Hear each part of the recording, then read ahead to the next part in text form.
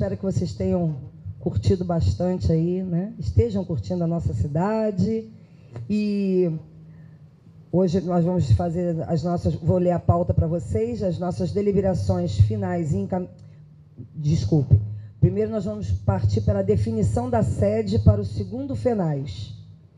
Depois nós vamos fazer deliberações finais e encaminhamentos, tá?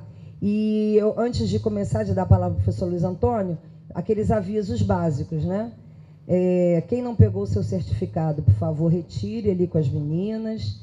Nós vamos disponibilizar as fotos do evento em um link que vai ser criado, mas nós posteriormente vamos enviar um e-mail para todos vocês informando esse link. A partir de semana que vem já vai estar disponível, tá?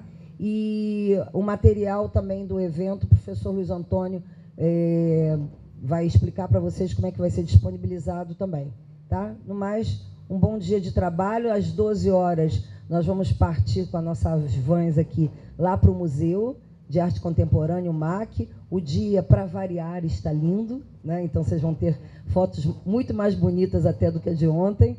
Enfim, bom dia de trabalho para todos nós e primeiro FENAS aí, terminando em alto estilo. Bom dia. Gostaram de ontem do passeio? Foi bom, né? Muito bom. Bom dia a todos novamente.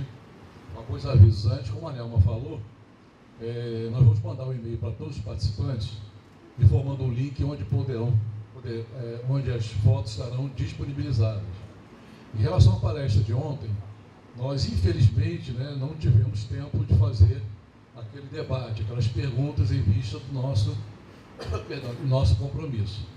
Tá? Se alguém quer fazer alguma pergunta específica, algum dos membros da banca, por favor, passa um e-mail, né, para a Nelma ou para mim, e que a gente encaminha e depois a gente manda a resposta.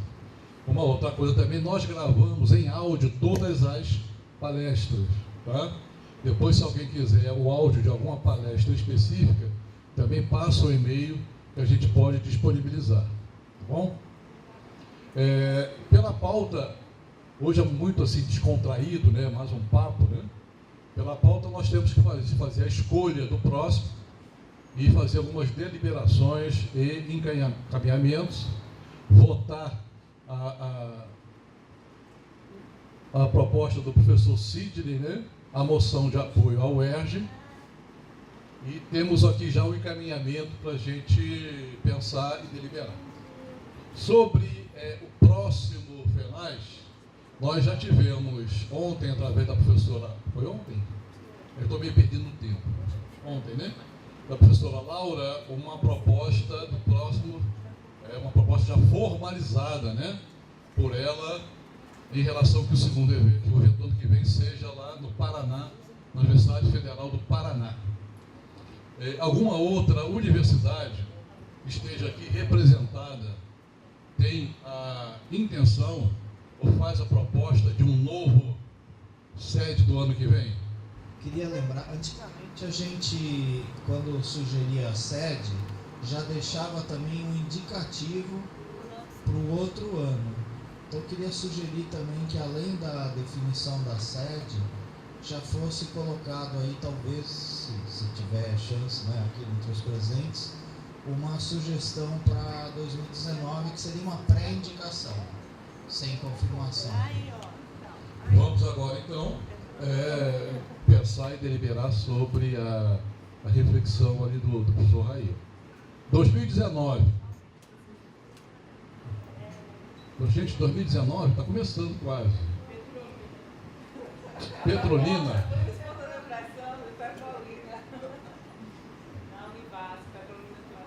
Petrolina. Vamos dar uma salva de palmas para a Petrolina, então. Em relação à época da realização do segundo FENAS ano passado, ou ano que vem, nós estamos ainda esperando que a professora Laura, né, nos informe a disponibilidade do horário e das datas. Então a gente vai esperar um pouco e depois eu vou me comunicar com ela e a gente vai passar o e-mail informando as datas, né, e os meses do ano que vem. Então, em 2019, Petrolina a gente vai deixar, não vamos não antecipar tanto assim. Tá bom? Historicamente, a gente reunia nos 3 dias que antecedia o feriado de Corpus Christi. Parece que mudou em Fortaleza. Foi, Fortaleza. Por causa do custo. Uhum. Aí tem que ver se... a data era muito boa. Posso dar essa sugestão a ela, então. Né? Ver se ela está disponível. Temos aqui a moção de apoio ao UERJ. Nós precisamos ser e precisa votar. Vou ler. Começa com um pensamento muito bonito, que o Sr. Sidney incluiu aqui, que, abre aspas, se você acha que a educação é cara, experimente a ignorância. É para refletir, né? Derek Bock, ex-reitor e diretor da Faculdade de Direito de Harvard. Vou começar a ler. Os representantes de comissões de seleção para acesso ao ensino superior de instituições de diversas partes do país, reunidos no primeiro Fórum Nacional de Acesso ao Ensino Superior, primeiro FENAS, na cidade de Niterói, vem a público externar o seguinte: o primeiro FENAS declara seu apoio à Universidade Estadual do Rio de Janeiro, no momento que essa instituição enfrenta seríssimos problemas de financiamento, ocasionados pelo governo do Estado do Rio de Janeiro, que parece não reconhecer o artigo 6º da Constituição brasileira, que registra a educação como direito social, e ignorar o inciso 5º do artigo 23, que determina ser competência da União, dos Estados, do Distrito Federal e dos municípios, proporcionar os meios de acesso à cultura, à educação, à ciência, à tecnologia e à inovação. A deliberação de sucatear a UERJ é, portanto, além de um atentado à Carta Magna, uma afronta ao povo e ao futuro dos brasileiros, que se ressentirão dessa atitude governamental. Dessa forma, chamamos a atenção dos governantes da população para a defesa de uma instituição pública gratuita de qualidade, que contribui grandemente para o desenvolvimento da nação brasileira. De igual maneira, nos solidarizamos aos colegas servidores da UERJ, que se encontram privados de sua garantia alimentar, o salário que remunera o trabalho de atender o povo brasileiro. Niterói, 1º de julho de 2017. Aqueles que concordam com a moção de apoio, por favor, levantem o braço. Aprovado por unanimidade. Carta Magna, o C também é maiúsculo. Pode deixar. E a Maria Eugênia está questionando aqui se o verbo solidarizar não chama a conjunção com os colegas ou aos colegas. Eu não sei, precisa verificar Eu isso. também não sei.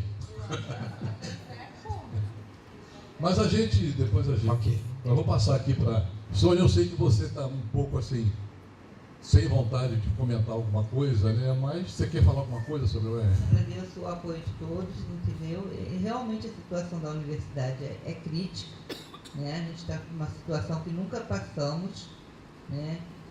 E eu espero que daqui a alguns meses possa se resolver, porque o governo diz que 60 dias vai conseguir resolver a situação. Mas não é somente os salários da UERJ.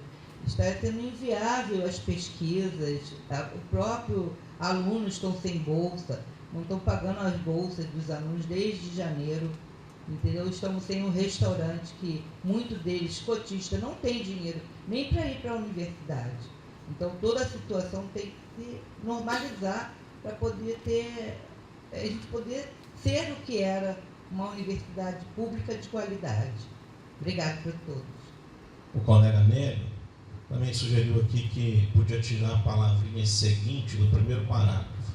Então fica bonito também. Venha público externar 2 pontos. Né? Que aí já, obviamente, é o que se segue. Então só tirar a palavrinha seguinte, acho uma boa sugestão. Não sei se agora é o momento, Luiz, você me perdoe, se não for, eu queria fazer uma proposta adicional de encaminhamento depois que você terminar os que forem já traçados. Nós já temos aqui uma proposta de encaminhamento do professor Adilson Pereira dos Santos. Ele teve que ir embora ontem, mas nos entregou, tá? E pediu que submetesse a vocês essa proposta da Universidade Federal de Ouro Preto.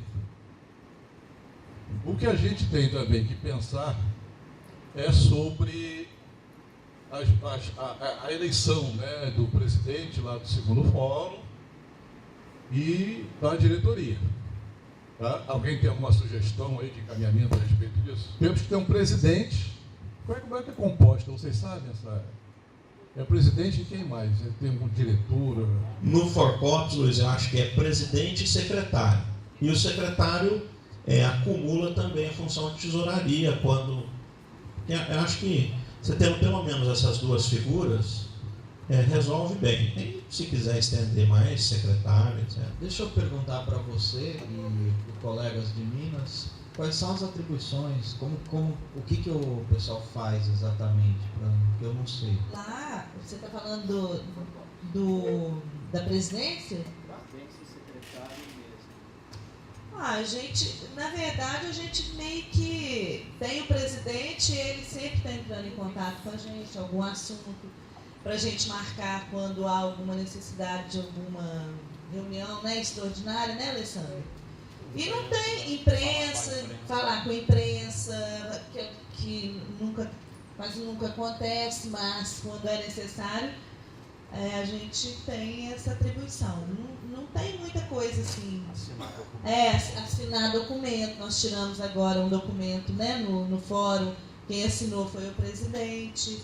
São essas atribuições que a gente... E o secretário, o restante do mundo? Secretário... Luiz, é só falando o seguinte, quer dizer, na verdade, Forcops é uma entidade regionalizada. O fórum vai ser uma coisa nacional. Não seria também bom ter diretores regionais?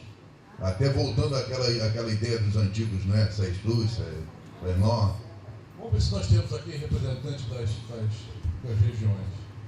Do norte, não temos, né? Nordeste, Petrolina. Petrolina? Petrolina? Nós temos representantes do Nordeste, né? Petrolina, e ela é de... Não do lado dela. Minas. Sudeste, né? Temos aí Sudeste. Sul. Faltou alguma região? Centro-Oeste. Tem alguém? Nós temos todas as...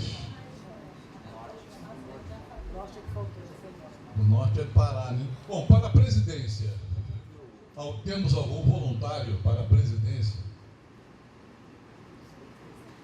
Olha, nós fizemos esse FENAS aqui e o próximo vai ser lá em Paraná.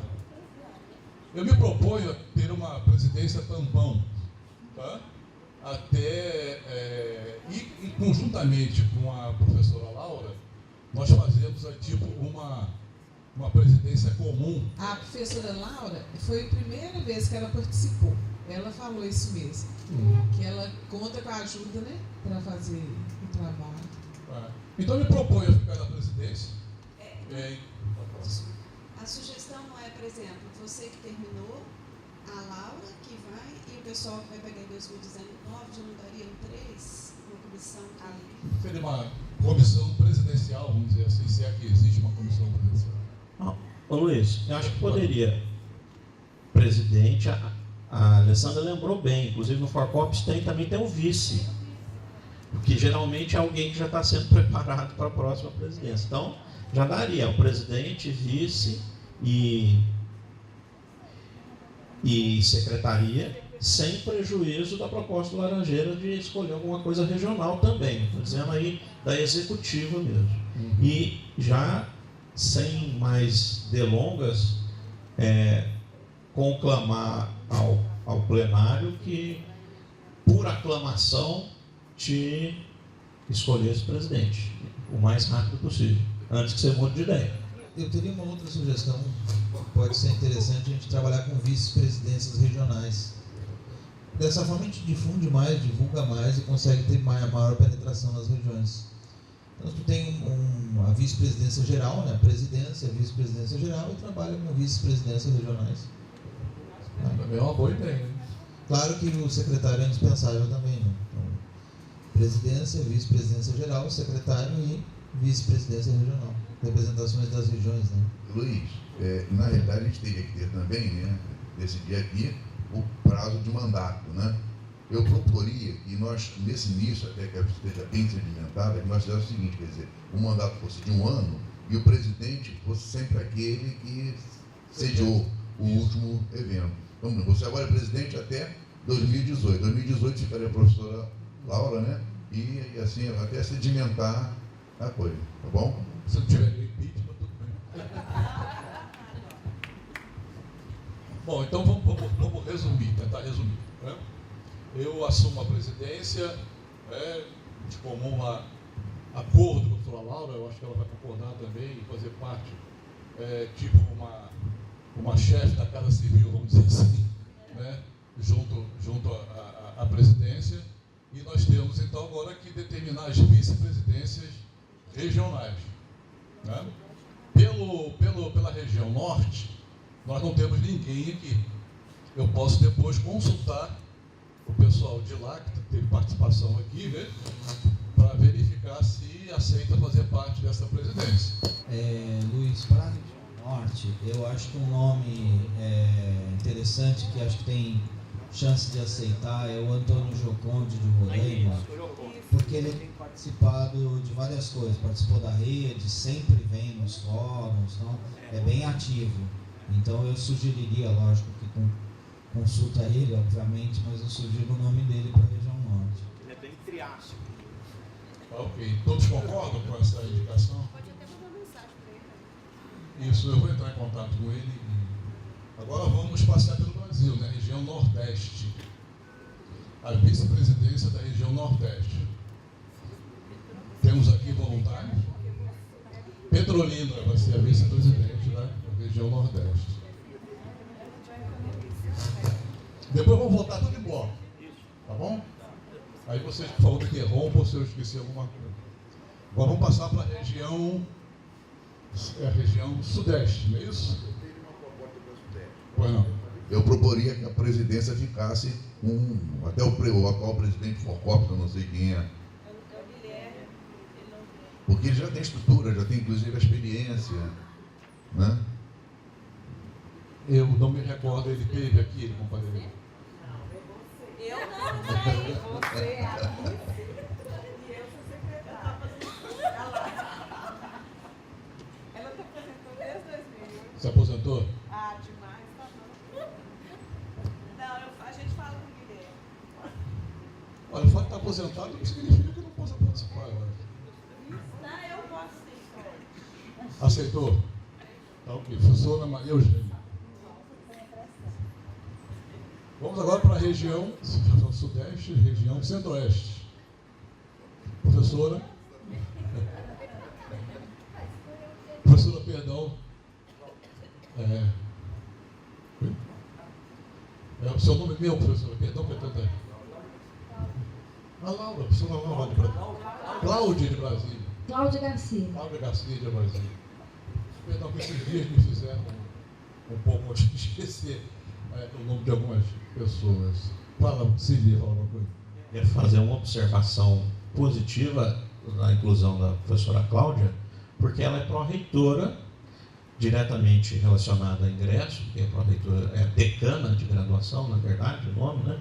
E isso mostra que o fórum pode, inclusive, agregar os decanos e pró-reitores. Eu acho que agradecer a ela, sou nada do fórum, mas como amante do fórum, acho que a gente teria até que agradecer, porque isso traz uma sinalização para os demais que isso aqui não é só de diretores de comissões, né? Bom dia novamente. É só uma colocação. Com relação à representação, né, como vice-coordenadora, vice-presidente regional, eu só queria deixar claro, eu sou professora, né, e sou secretária de Registro e Controle Acadêmico, hoje estou na gestão, e nós é que realmente fazemos toda a gestão dos processos seletivos, né, de ingresso discente na universidade. Então, eu me comprometo realmente em colaborar com vocês. E com relação a quem não conhece, assim, não ouviu falar na região de Petrolina e Juazeiro, ela hoje está entre as 100 melhores cidades, ou seja, ela está na posição 46 das melhores cidades do país e a primeira e a melhor cidade do Nordeste, tanto na área de educação quanto na área de saúde e cultura. Né? Nós temos o Rio São Francisco, que passa, né, que corta a cidade de Petrolina e Juazeiro. Quem nunca ouviu a música, eu gosto de Juazeiro e adoro Petrolina. Né? Mas é uma região onde nós temos muitas vinícolas, inclusive temos vinhos premiados lá, como o vinho do Rio Sol. Né? Então, vocês terão a oportunidade realmente de conhecer as vinícolas, onde a gente pode fazer passeios pelo catamarã, onde passa pelo Rio São Francisco mesmo, vamos fazer, né, pela Chesse. Nós temos também lá o Paulo Afonso, que é bem próximo também, a gente pode conhecer também, né. Então, o que não falta lá são coisas belas e boas e bonitas para se fazer. Com relação a aeroportos, que eu fui questionada aqui pela professora, nós temos um aeroporto internacional também e o investimento na cidade ele é um investimento forte. É um investimento realmente do Japão, do Portugal. Então, nós temos um investimento forte em uva, né, na fruticultura irrigada, em uva, manga, laranja, mamão, melão. Então, é uma região realmente, apesar de ser no sertão, mas é uma região muito rica, né? E muito bem, e vocês serão muito bem recepcionados por nós, tá? Com certeza, né? Vamos partir agora para a região sul, né? Professor Jerônimo, Universidade Federal de Santa Maria. É o primeiro fórum que compareço, já compareceu ao COGRAD, sou pró-reitor adjunto de graduação e responsável pelo ingresso na UFSM. Nós temos aí uma instituição com 32 mil alunos, mas bastante enxuta na Prograde, né? Nós temos a pró-reitora, a professora Marta Dami, e 2 adjuntos, o professor Manhago e eu. O professor Manhago coordena a Coordenadoria de Apoio ao Desenvolvimento do Ensino e eu a Coordenadoria de Planejamento Acadêmico, onde fica todo o ingresso. E a gente organiza o ingresso em parceria com o Centro de Processamento de Dados e com o Departamento de Registro e Controle Acadêmico. Então, tem bastante interesse, a gente tem desenvolvido um sistema de chamada oral. Eu gostaria realmente de trabalhar no sentido de trocar ideia com os colegas e a gente aprimorar os nossos processos. Eu acho que tem bastante coisa que a gente pode aprimorar ainda em relação ao SISU e ao ingresso nacional. Vamos colocar em votação, então. Com a sede lá no Paraná, acho que nós já votamos, não é isso? Votamos, né? Agora vamos votar os membros da presidência, que eu vou enumerá-los e, por favor, vocês, se eu tiver cometido uma falha de algum nome e região, por favor, vocês me corrijam. Vamos votar em votação, então, a composição da presidência e demais secretários do 2º Fórum Nacional de Acesso ao Ensino Superior. Presidente, minha pessoa, sou Luiz Antônio, da Universidade Federal Fluminense. As vice-presidências pela região norte, professor Giocondo, da Universidade Federal de Roraima. Perdão, a vice-presidência geral, a professora Laura, da Universidade Federal do Paraná. Vice-presidência da região norte, professor Giocondo, da Federal de Roraima.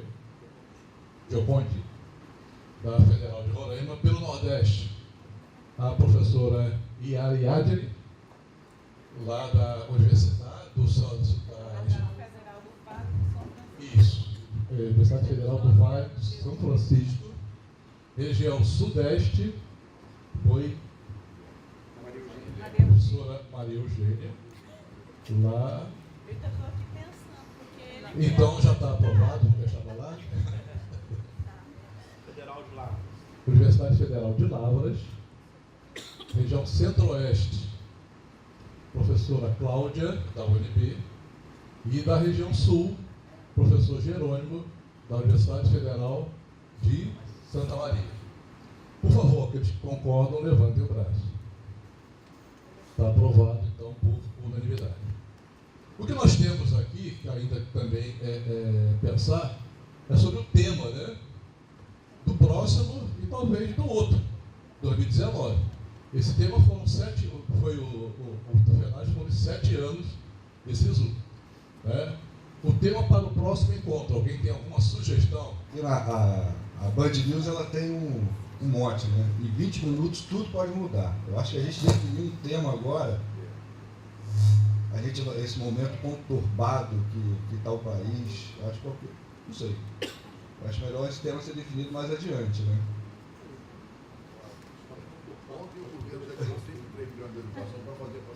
Isso aí. E olha que a gente paga, né? Pelo passaporte. Faltou o secretário. Faltou o secretário. Alguém?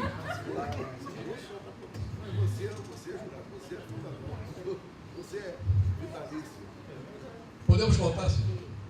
Eu acho que com essa composição com vice-presidente geral e vices regionais, não vejo necessidade de ter um secretário. Tá bom. Pelo menos de início, depois se cidade a gente pode incluir, né? Ok. Hoje a gente vai ter um coffee break mais curto, né? Porque a gente deve sair aqui lá para o MAC, né? Nós temos então a ver agora as propostas de encaminhamento. Não, a gente ficou de deixar o tema assim um pouco mais para o próximo, né? Os temas que foram apresentados aqui foi só o início, né? Por exemplo, a questão do PNL é só o início, então certamente tem que dar continuidade. Por exemplo, ontem, aquela mesa ontem era muito rica. Aquela mesa ontem dava um evento inteiro, né? Dava um evento inteiro. Então, e eu não sei se é interessante, tem que pensar ao longo do tempo, mas voltar aos grupos de trabalho, quando você tem uma diversidade de temas, né? Acho que a diversidade é uma palavra boa, né? Mas quando você tem essas opções que precisam ser aprofundadas, às vezes a gente traz gente mais especializada. Então os grupos de trabalho passam a dar maior fluidez aos trabalhos. Porque ontem, por exemplo, dá vontade de conversar com todo mundo que estava ali individualmente. Agora, o título, né? Aquele tema principal, como esse for, aí acho que isso pode deixar para escolher depois. Mas certamente a gente não foge, né? E a Laura também, a experiência dela é nisso. A maior riqueza da gente ir ao Paraná, além do mais que ela pode oferecer, é oferecer informações bastante técnicas dos assuntos que ela trabalha há muito tempo. Eu acho que isso que motivou, inclusive, a ela se oferecer para poder sediar. Então a gente vai deixar o tema um pouco mais adiante. Concordo? E tentar dar uma continuidade àquilo que foi iniciado aqui ontem. Eu acho que até que a palestra de ontem, a última, deu muito certo, apesar da gente ter que convidá-los assim, tipo, última hora, né? Ligar 11 horas da noite. E eu agradeço muito a eles que se prontamente, né? Eles aceitaram o convite de vir para cá. Eu acho que eles conseguiram substituir a palestra anterior com bastante pertinência. Ontem a palestra da Cláudia, lá na UNB, ela me motivou pessoalmente muito a poder fazer um trabalho. E talvez, no encaminhamento aí para um ano de preparação, nós possamos sugerir, fomentar alguns trabalhos que pudessem ser feitos, como foi aquele pedido de dados, mas um trabalho mais detalhado mesmo. O Sidney me falou que tem um professor lá da UFA que fez também, para que a gente conhecesse melhor esse perfil. Inclusive apresentou no Science já. Mas a gente pudesse fazer a gente pudesse cruzar esses dados até para ter, né, colocações bem subsidiadas, que isso reforça muito, né, o produto do trabalho. Eu gostei muito do jeito que eles fizeram, né? Eu perguntei assim, será que a gente tem essas respostas? Não, precisa ser feito. Bom dia, né? Eu estava conversando com um professor de Santa Maria, né? E no final de agosto, começo de setembro, eu acho que tem encontro nacional do COGRAD e do FORGRAD, né? Que vai acontecer em São Paulo, né? Eles reuniram na mesma semana e eu acho importante a gente levar nossa pauta aqui do fórum, né? E eu vou pedir espaço para apresentar o encaminhamento dos pontos que forem definidos hoje aqui. Eu acho importante a gente unir esforços, né, porque a realidade que a gente está vivendo hoje é complexa, né, então eu acho que levar a representação para dentro do fórum de discussão do colégio de pró-reitores de graduação e também do Forgrade, eu acho que é importante. Tá? Então, eu me proponho a fazer um relato, eu vou colocar com a Ariane, a presidente da Forgrade, para poder fazer esse relato e também as discussões que a gente vai encabeçar aqui para o próximo fórum. Convidar todos a participar, né? Endossar esse caldo aí que a gente está vivendo aqui na momento. Nós, acho que no último COGRAD, esse próximo FORGRAD vai ser a Marta que vai, e eu participei do último COGRAD, que é o Colégio de Pró-Reitores de Graduação. Nesse último surgiu bem na época em que estava lançando, estava se concretizando o SISU, estava saindo a lista de espera, então gerou bastante confusão por causa de um documento enviado pelo MEC que dava a ordem de migração até para dar o start. A primeira ordem ela está certa, mas depois a gente começou a se questionar a migração.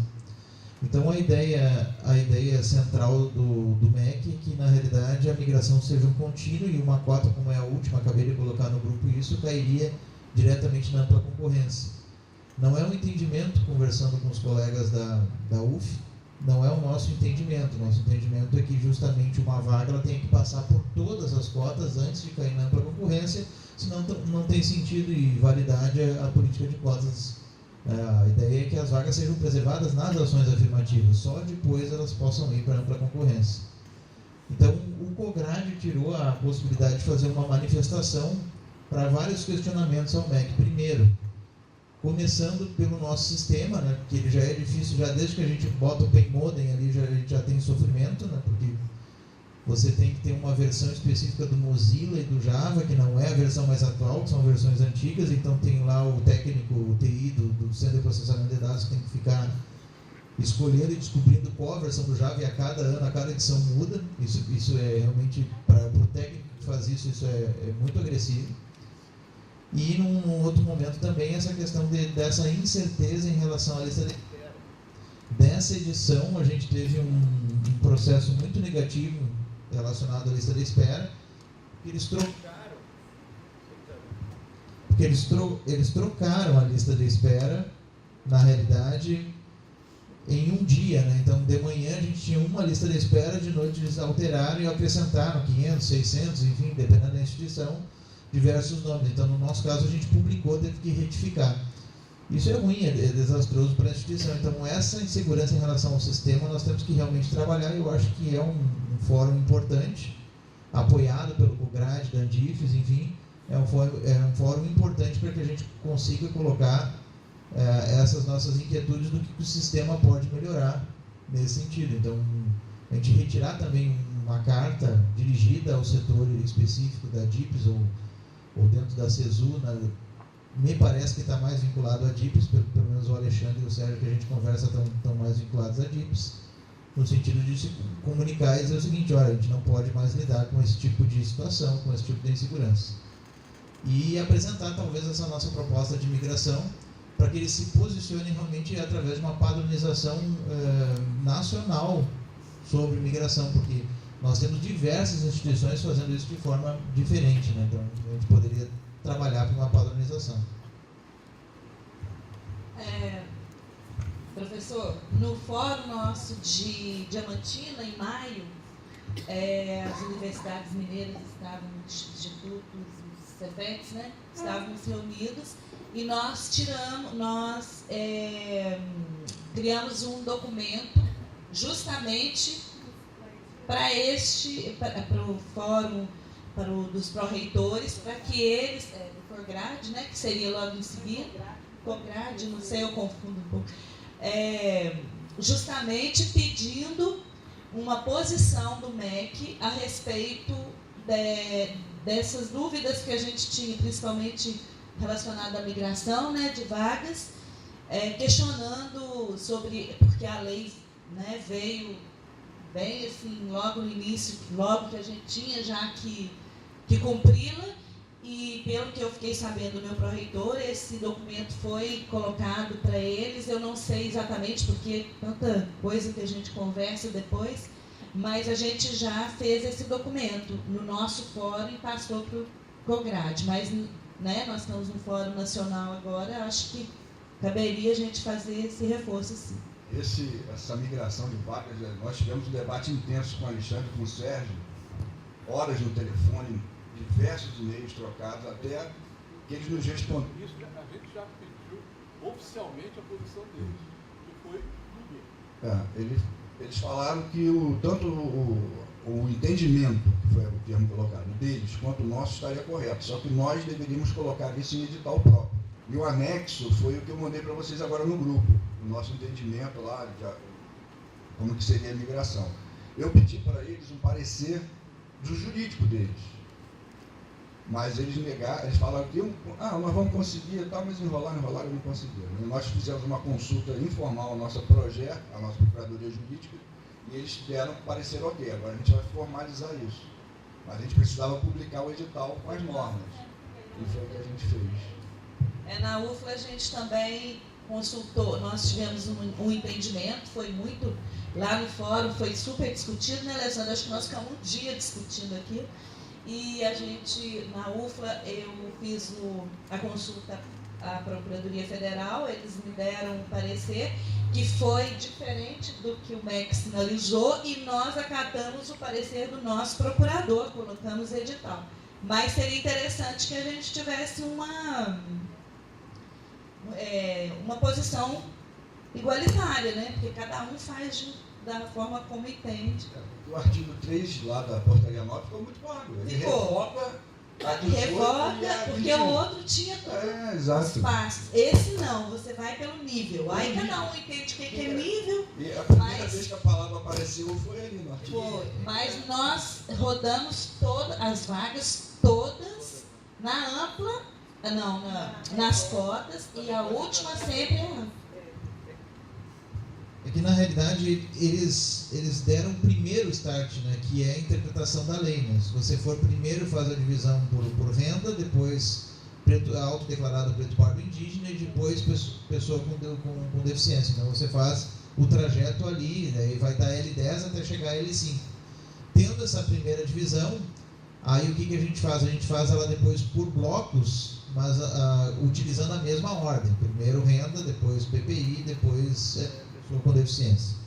E aí você vai montando as sequências. Então a gente tem uma ordem, uma lógica em relação à sequência. Eles se posicionaram dizendo que cada universidade tem a forma de fazer, ou seja, nós damos essa orientação e a universidade pode instituir a sua forma. Então é bastante complexo, a gente está usando o mesmo raciocínio que a gente tinha nas edições anteriores do SISU, claro que agora se torna um pouquinho mais complexo, que acrescenta a pessoa com deficiência. Então, acho que esse é um tema que a gente precisa colocar, a migração. O outro tema seria a instabilidade do sistema, ou seja, a necessidade de a gente ter mais segurança em relação a isso. E depois, talvez, um tema mais cascudo mesmo, mais difícil, que é justamente a questão da discussão sobre as cotas destinadas à pessoa com deficiência, a possibilidade de reabrir novamente o sistema para cotas específicas, né? Porque, por exemplo, todas as pessoas com deficiência passaram para dentro da escola pública e isso está gerando, inclusive, eu estou prevendo talvez uma demanda do Ministério Público, alguma coisa assim, em Santa Maria e região, porque as organizações como a APAE e outras já estão se mobilizando nesse sentido. Eu acho que, Luiz, seria uma coisa que seria importante, já uma das primeiras ações do FUNAI, do Fórum, é exatamente esse relacionamento com o MEC, que está complicadíssimo. Antigamente nós éramos ouvidos, mas ignorados. Agora ouvidos somos. Eles mudaram radicalmente o site. Eu não recebi, alguém que levou informação anterior, você descobriu que não abriu. Vou fazer adesão, de repente um site todo novo, como é que eu faço isso? Aí você foi aprendendo aí por tentativa e erro. Agora, ontem eu escutei aqui uma informação, ainda não confirmada, mas uma informação que eles estão pensando em fazer um único SISU.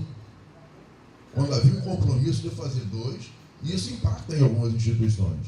Entendeu? Como o Luiz Alberto falou, se em 20 minutos uma coisa pode mudar, imagina em 6 meses.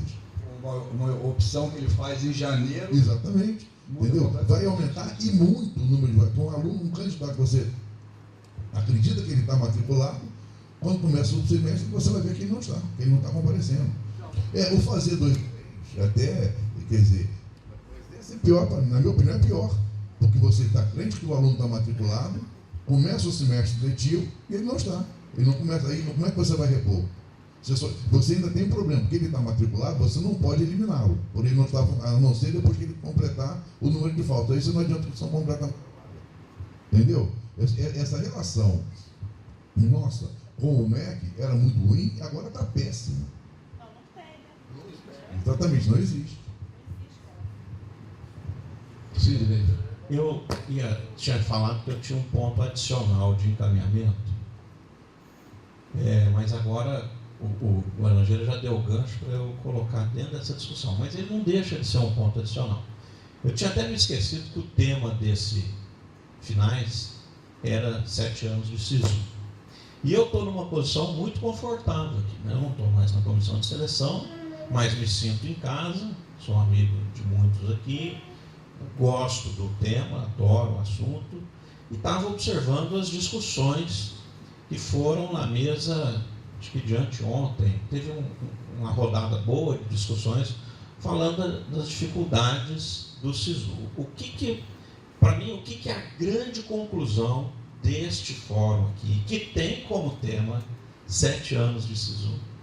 E aí vai meu encaminhamento. Eu acho que esse fórum, o primeiro, não podia deixar de elaborar um documento sobre o tema do fórum, então 7 anos de SISU, em que pese que nós já temos a moção, mas moção é uma coisa bem específica, de apoio ao UERJ, e um documento do fórum sobre o tema aqui, eu não vejo melhor encaixe do que essa oportunidade. Por quê? Então, recosturando lá com o que eu acabei de dizer, eu fiquei observando as falas, nessa posição, né, de observador. A conclusão que se chega é muito simples. A chave de fenda existe para apertar o parafuso. Você não pode adorar o cabo da chave de fenda, que ela é de ouro, se ela não apertar o parafuso. Se a chave de fenda for de ouro e ela amassar, porque o ouro amassa na hora de apertar o parafuso, ela não serve como chave de fenda. E a conclusão que a gente tira das falas aqui é o seguinte: o SISU, ele não existe pelo SISU. O SISU existe por um motivo: para preencher vagas de universidades.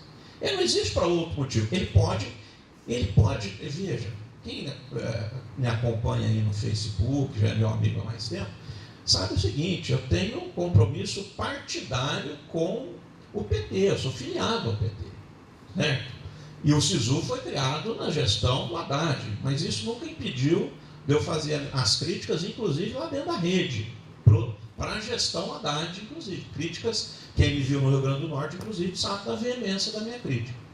Então, é o seguinte: bom, se a gente já tinha essa independência com um governo legítimo, e é necessário essa independência, imagine, por isso que eu quero pegar o gancho do Laranjeira, imagine com esse governo golpista. Aí que nós temos quase uma obrigação, né, de sermos realmente mais enfáticos ainda. Então eu acho que nós temos que encontrar um jeito mais ou menos polido, né? E eu me empolguei muito com as falas aqui. Eu acho até que as caras das universidades, das comissões, estão mudando. Antigamente a gente notava um conservadorismo maior. O que eu vi aqui, não sei se por influência do pessoal do Rio de Janeiro, é uma posição muito progressista. A mesa de ontem mostrou isso. As falas que aconteceram aqui na mesa de ontem mostraram isso. Então a gente tem que dizer isso. Nem que seja para repetir, porque eu acho que isso já foi dito em outras vezes, mas repetir agora na forma assinada pelo senhor presidente de fórum.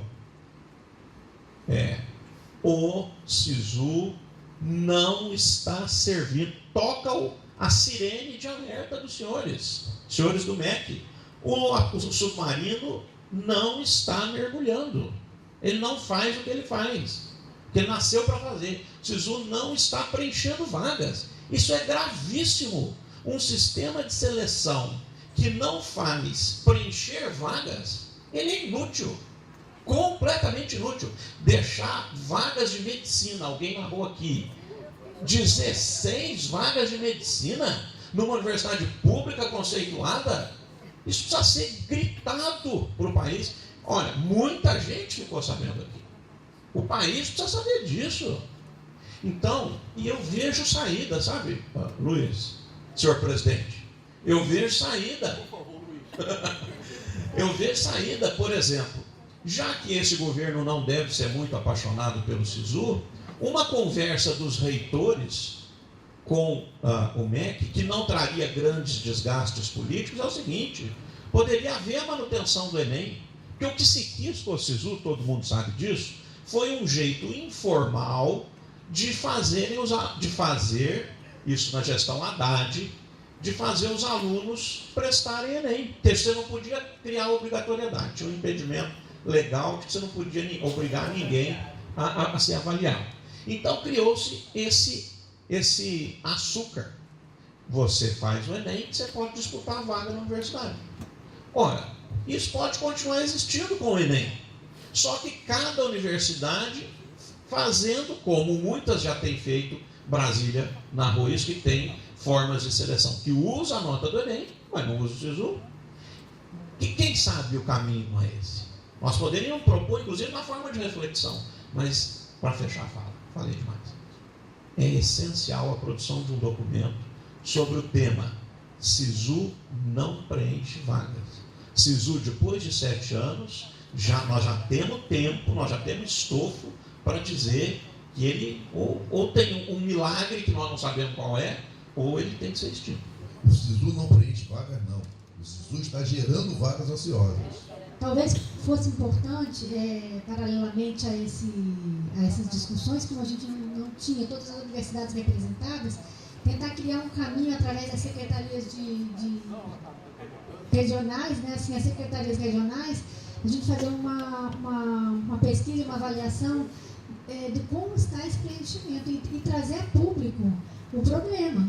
Eu acho que o ponto de partida que a gente percebeu aqui é a falha do SISU não preencher vagas. Então, eu acho que a gente poderia construir, através do Google Form, como foi feito, né, no Grade, né, uma pesquisa, porque é uma pergunta muito objetiva e uma resposta mais clara ainda.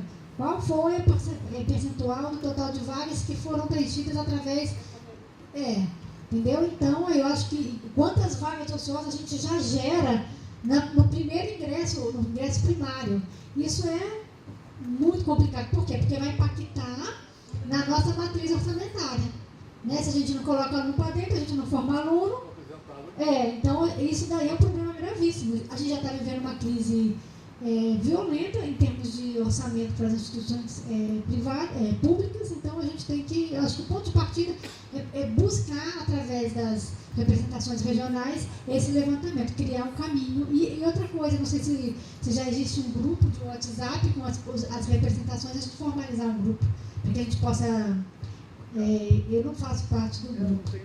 Eu vou passar, então. Tá? Nós temos uma situação um pouco diferente na UFC. E, na realidade, a gente melhorou o nosso preenchimento com o SISU. Pode parecer um paradoxo isso, mas acabamos melhorando. Nós tivemos um processo de muita luta quando se aprovou o SISU no CEP. Né? A proposta nossa da reitoria, da pró-reitoria, foi 70-30. Foi 70% via vestibular, processo seletivo seriado, e 30% SISU. Mas nós fomos vencidos pela proposta do DCE, de 100% SISU. Quando se assumiu, nós recebemos várias manifestações do Ministério Público, ações judiciais, enfim, o que levaram a garantir a extinção do processo seletivo seriado, o período de extinção, então fazer os 2 últimos anos do processo seletivo seriado, e ficou numa proporção 80% SISU, 20% processo seletivo seriado até extinguir. E aí, então, realmente a nossa experiência é 100% SISU, excetuando o curso de música e dança bacharelado, que tem prova de conhecimento específico, que a gente faz um processo seletivo diferente. Foi de 96% de preenchimento no início do ano de 2016, 93% na metade do ano de 2016 e agora 94% no primeiro, né, de 2017. Eu não sei ainda nesse, porque está em andamento. Né? Como a gente fez isso? A gente trabalhou com um sistema de chamada oral presencial. E aí o que mudou nisso? Né? A grande parte da mídia, quando apelava, principalmente os cursinhos, né, com a questão do vestibular e tal, quando dizia, nós estamos dando as nossas vagas para o pessoal de fora, as vagas da região, uma coisa muito bairrista. Né? E a nossa resposta foi, com esse diagnóstico de 96, foi que 90% das vagas foram do estado do Rio Grande do Sul.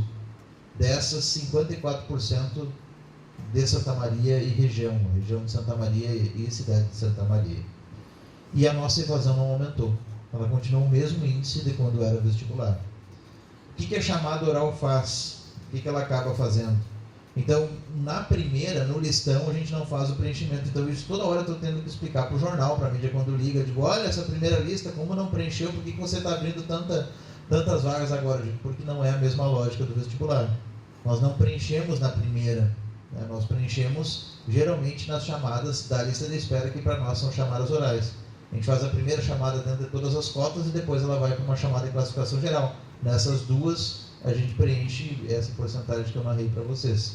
Por quê? Porque ele vem, se habilita, ele passa por computadores, entra dentro da chamada, e a partir disso, então, a gente faz toda a análise socioeconômica, enfim, um espaço grande, é um auditório de 400 pessoas e mais os espaços para cada comissão, onde os processos vão passando numa linha de montagem até chegar ao final. Ao final do dia, a gente já tem todo mundo com uma matrícula confirmada.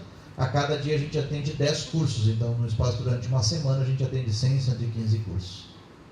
Então foi a linha de montagem que nós criamos através da chamada oral que deu certo. E o preenchimento tem sido melhor. Mas é uma outra dinâmica, né? Então as pessoas vêm para a chamada oral, elas participam da chamada oral. Um probleminha que a gente teve em 2016 no início, a gente tem que estar com uma comunicação muito boa com a Pró-Reitoria de Assuntos Estudantis, porque às vezes o aluno, quando ele vem de fora, às vezes e realmente é baixa renda, né? Quando a gente confirma a vaga, ele foi deferido, a gente já encaminha ele automaticamente para a União Universitária. Ele não está ainda na moradia específica, mas está na União Universitária, que são alojamentos mais coletivos, e ele fica aí já tendo acesso ao RU e tudo, até que aguarda na fila para receber a moradia. Então, essas coisas precisam ser integradas. A gente está tendo uma experiência positiva através dessa modificação da chamada oral, né, em específico. Eu, se eu não me engano, no último vestibular da gestão, no último SISU da gestão passada, a UFO já caminhava para isso. Agora, na nova gestão, não sei como é que vai ser feito, como é que foi feito. Mas eu acho muito interessante a ideia, mas ela, no meu entendimento, ela reforça o meu diagnóstico. Porque, e veja, eu sou professor do básico, né, de toda a área biomédica. Eu dou aula para veterinário, zootecnia, medicina, às vezes medicina, etc. Então, eu costumo sempre, no primeiro dia de aula, perguntar de onde que as pessoas são. Você não tem nenhuma mudança no perfil dos alunos da UFO realmente quando entrar no SISU. Tem um ou outro ponto fora da curva, que às vezes vem de São Paulo, capital, né? Ou às vezes vem de um outro estado mais distante, mas 90% da turma lá do Triângulo é Uberlândia, região, sul de Goiás e o entorno da Anhanguera, que drena o pessoal para Uberlândia. O interior paulista é drenado pela Anhanguera. Bom, então, quando o Bingo fez o levantamento, que acho que ele apresentou no site, essa é a conclusão também, que quando você pega quem realmente ficou do SISU, continua no mesmo perfil. A grande maioria é de Uberlândia e em torno ou dessas outras regiões que sempre foram, né? Mesmo não sendo a região do Triângulo, mas já iam antes. Bom, o que eu estou querendo dizer que a chamada faz? Ela subverte a filosofia inicial do SISU. Quer dizer, isso está justamente provando que o SISU, como introdutor de pessoas do Brasil inteiro na universidade, ele falha. Porque se você quiser manter essa filosofia a ferro e fogo, ele falha no preenchimento de vaga. Para você conseguir preencher, você tem que subverter a filosofia. E eu acho que é um jeito legal de fazer isso. Agora, talvez o próprio Ministério, então, pudesse ser atentado para isso, né? Olha, não está funcionando. É bonito. A proposta inicial é bonita, mas a prática mostrou que o negócio não é bem assim. O cara não vai para Roraima. Não vai.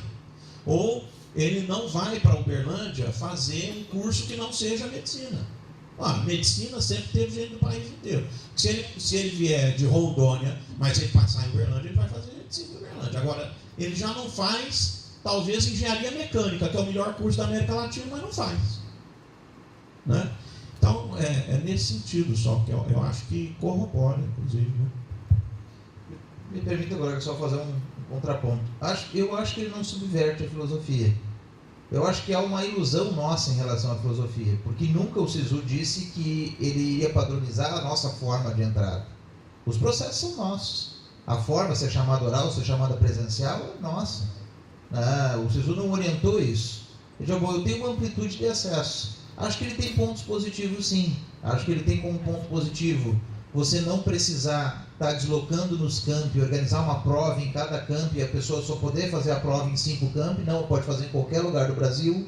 Acho que ele tem um ponto positivo de combate à indústria do vestibular mesmo, que não é nós que com as nossas fundações montamos o vestibular, mas além disso, é todo o jogo que se faz de uma prova altamente regionalizada e de uma indústria de cursinhos que fica na volta disso, né, com um comportamento jabairrista, ou seja, você padroniza com a prova, e a discussão Enem-SISU, né, qual o trâmite em relação a isso. Eu acho que esse é um ponto positivo, se subverter um pouco essa ultradependência dos processos de vestibular, e que houveram vários no Brasil com fraudes, enfim, claro, um sistema gigantesco como o Enem também a gente teve reconhecimento disso.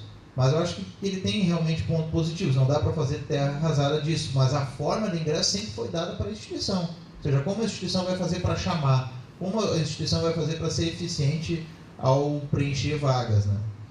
Então, claro, um processo que a gente fala, bom, esses 10%, né, 90% de Santa Maria e região, mas desses 10% a gente não nota que em cursos mais concorridos ele atinge esse objetivo. Por exemplo, se a gente for olhar a medicina na Universidade Federal de Santa Maria, 40%, 35% a 40% são de fora. Direito, 35% a 40% são de fora. Medicina veterinária, onde a UFSM é referência, com pós-graduação, conceito 7, tudo também, 35% a 40%. Então a gente tem os cursos onde funciona isso, né? Ou seja, a gente tem uma abertura nacional maior. Então eu não sei, assim, a gente retornar para a estrutura de vestibular, talvez não, mas ou utilizar o Enem e nós mesmos organizarmos os nossos processos, também eu continuaria fazendo a chamada oral, tranquilamente, e nós iríamos gerir o nosso sistema. Agora eu perguntaria se geriríamos o sistema em termos de inscrição, as pessoas se inscreveriam com a nota do Enem. A gente faz isso de uma forma bem tranquila, também. Claro. Deixa eu só... Alô? Olha só, hoje nós temos um tempo assim mais corrido, porque nós temos aquele compromisso depois com vocês. E a gente tem um coffee break aqui. Eu vou fazer o seguinte, tem o professor João Conde que quer falar, o Sidney, que já é vice-presidente. Professor João Conde, vou passar a palavra para quem? Para ele, para o professor Sidney. Mas, por favor, vamos encerrar no Sidney para a gente fazer. Aí a primeira pessoa, na volta a gente continua, que a gente tem aquelas propostas de caminhamento aí. Ok? Bom dia a todos e a todas. É interessante que quando a gente olha Enem SISU, não podemos ficar só na região sul não, tá pessoal?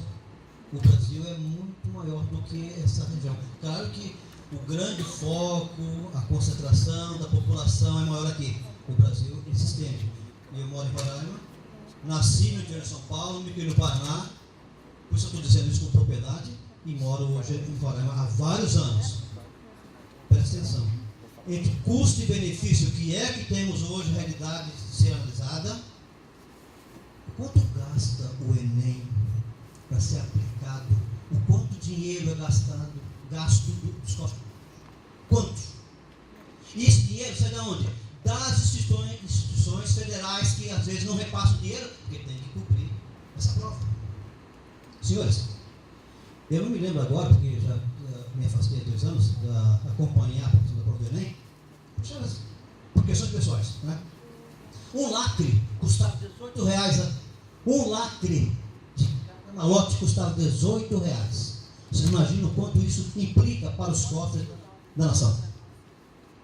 O que traz benefício? Essa mobilidade que era o princípio básico e o que o MEC queria e era, como eu disse logo no início da primeira fala, lá na quinta-feira, dizer ideias maravilhosas, fantásticas. Não. prática é que tem que ver quais são os benefícios concretos que isso está trazendo para a educação brasileira, para o acadêmico e para as instituições. Vocês não tem problema não, vocês aqui tranquilo. Essa preenchimento de vagas, não tem problema. Só dá um pulo mais, Nordeste, Norte, aí vocês vão ver a tristeza. Educação brasileira é o Brasil todo.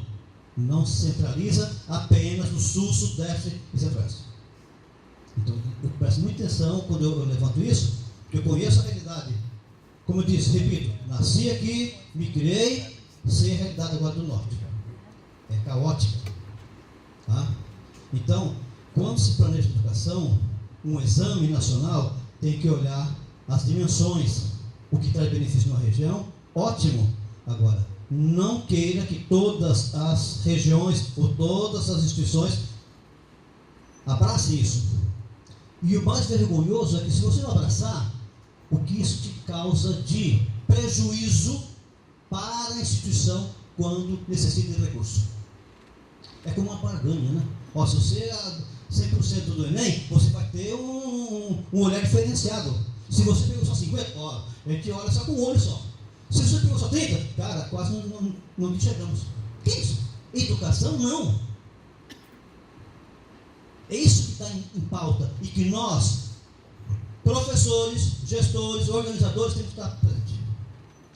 Educação não é barganha. Educação é fazer com que as pessoas se beneficiem, sim, mas não venha trazer grandes prejuízos para a maioria. Se um grupinho está beneficiado, ótimo, maravilha. Agora tem que olhar o todo e não ficarmos somente num local ou numa região. Tá, pessoal? Então é isso que é a minha visão, porque a gente conhece um pouco essa dimensão de Brasil. Tá? Obrigado. Só para afinar o discurso aqui do colega de Santa Maria, realmente acho que não está havendo grandes divergências aqui. Exceto quando eu digo que a subversão da chamada é uma subversão no bom sentido, que eu digo, é uma subversão positiva. Eu a elogio, né? Mas, se ela subverte a filosofia, e a terminologia que eu usei é a filosofia, não era... O Enem realmente não determinou como é que nós faríamos as nossas chamadas, nem o SISU, mas ele tinha uma filosofia. E eu não ouvi analistas dizendo dessa filosofia, não. Eu escutei o anúncio dessa filosofia, assim como a Maria Eugênia, acho que o Laranjeira escutou também, do então presidente do INEP na gestão Haddad, o Chico não sei das quantas lá, esqueci o nome dele. Ele diz pra gente, abre aspas, o Enem é uma chave que a gente dá para o aluno e ele vai testando a porta que ele vai conseguir abrir com essa chave, fecha aspas. Óbvio que ele não está falando do Enem, está falando do SISU, porque o Enem não dá acesso. Quem dá acesso é o SISU. Então, essa filosofia foi declarada pelo presidente do SISU. A filosofia de tentar botar a gente para frente, para dentro. Mesmo que a chave não fosse a chave que ele gostaria de ter na mão, né? Ele queria ter uma chave de uma Mercedes, mas ele tem a chave de um Fusca e ele vai andar de Fusca. O problema é que ele não anda de Fusca. Ou ele já, a hora que ele vê o Fusca, ele pula fora, ou ele anda de Fusca 6 meses e depois não quer. Pula fora também. Isso aí, essa subversão que eu estou falando, é a subversão da fala anunciada pelo presidente do INEP. Agora, o problema é o seguinte, por isso que eu falo que a gente também, se for fazer o documento, precisa tomar muito cuidado, porque a ideia é que o documento subsidie os pró-reitores, os reitores, para fazer esse tipo de negociação. Olha, tá vendo? Olha o que o pessoal nosso, que estuda acesso, está observando. Vamos negociar aqui, ministro? Vamos negociar só usar a nota do Enem, sem usar a SISU? Mas porque se você fizer isso, hoje tem que ser individualmente. É muito maior o trabalho, porque a hora que você falar, não, eu não vou aderir ao SISU, ele não vai querer saber se você vai usar ou não a nota do Enem, ele vai cortar aquela sua participação no PNAES, violenta. Então, se isso for feito de uma forma conjunta, subsidiado por um documento desse fórum, conjunta de quem? Ou do COGRAD, ou da Andifes, aí nivela, olha, a proposta é essa. usaremos as notas do Enem, portanto o Enem não fica prejudicado, nós só não precisamos do SISU. E vocês continuam com o Enem prestigiado e não mexe na grana do PNAES. Mas é bem afinado com o discurso que o professor falou. Bom, vamos partir para os nossos encaminhamentos, mas antes eu queria fazer um registro, que o nosso fórum já está nascendo muito forte, né? Tendo em vista os participantes, né? As palestras. Eu gostaria de registrar uma universidade que está chegando agora, né? E acho que é a primeira universidade pública municipal, né? Que está participando. É a Faculdade de Direito São Bernardo do Campo. A Mariana está representando aqui.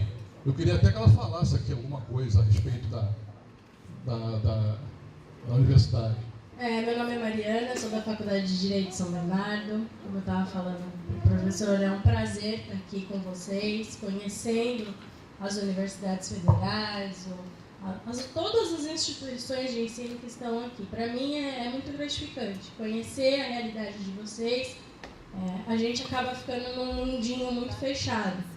A Faculdade de Direito ela tem só um curso, ela é referência no ensino jurídico, é uma autarquia municipal, mas ela sem fins lucrativos, mas ela se mantém com seus próprios recursos.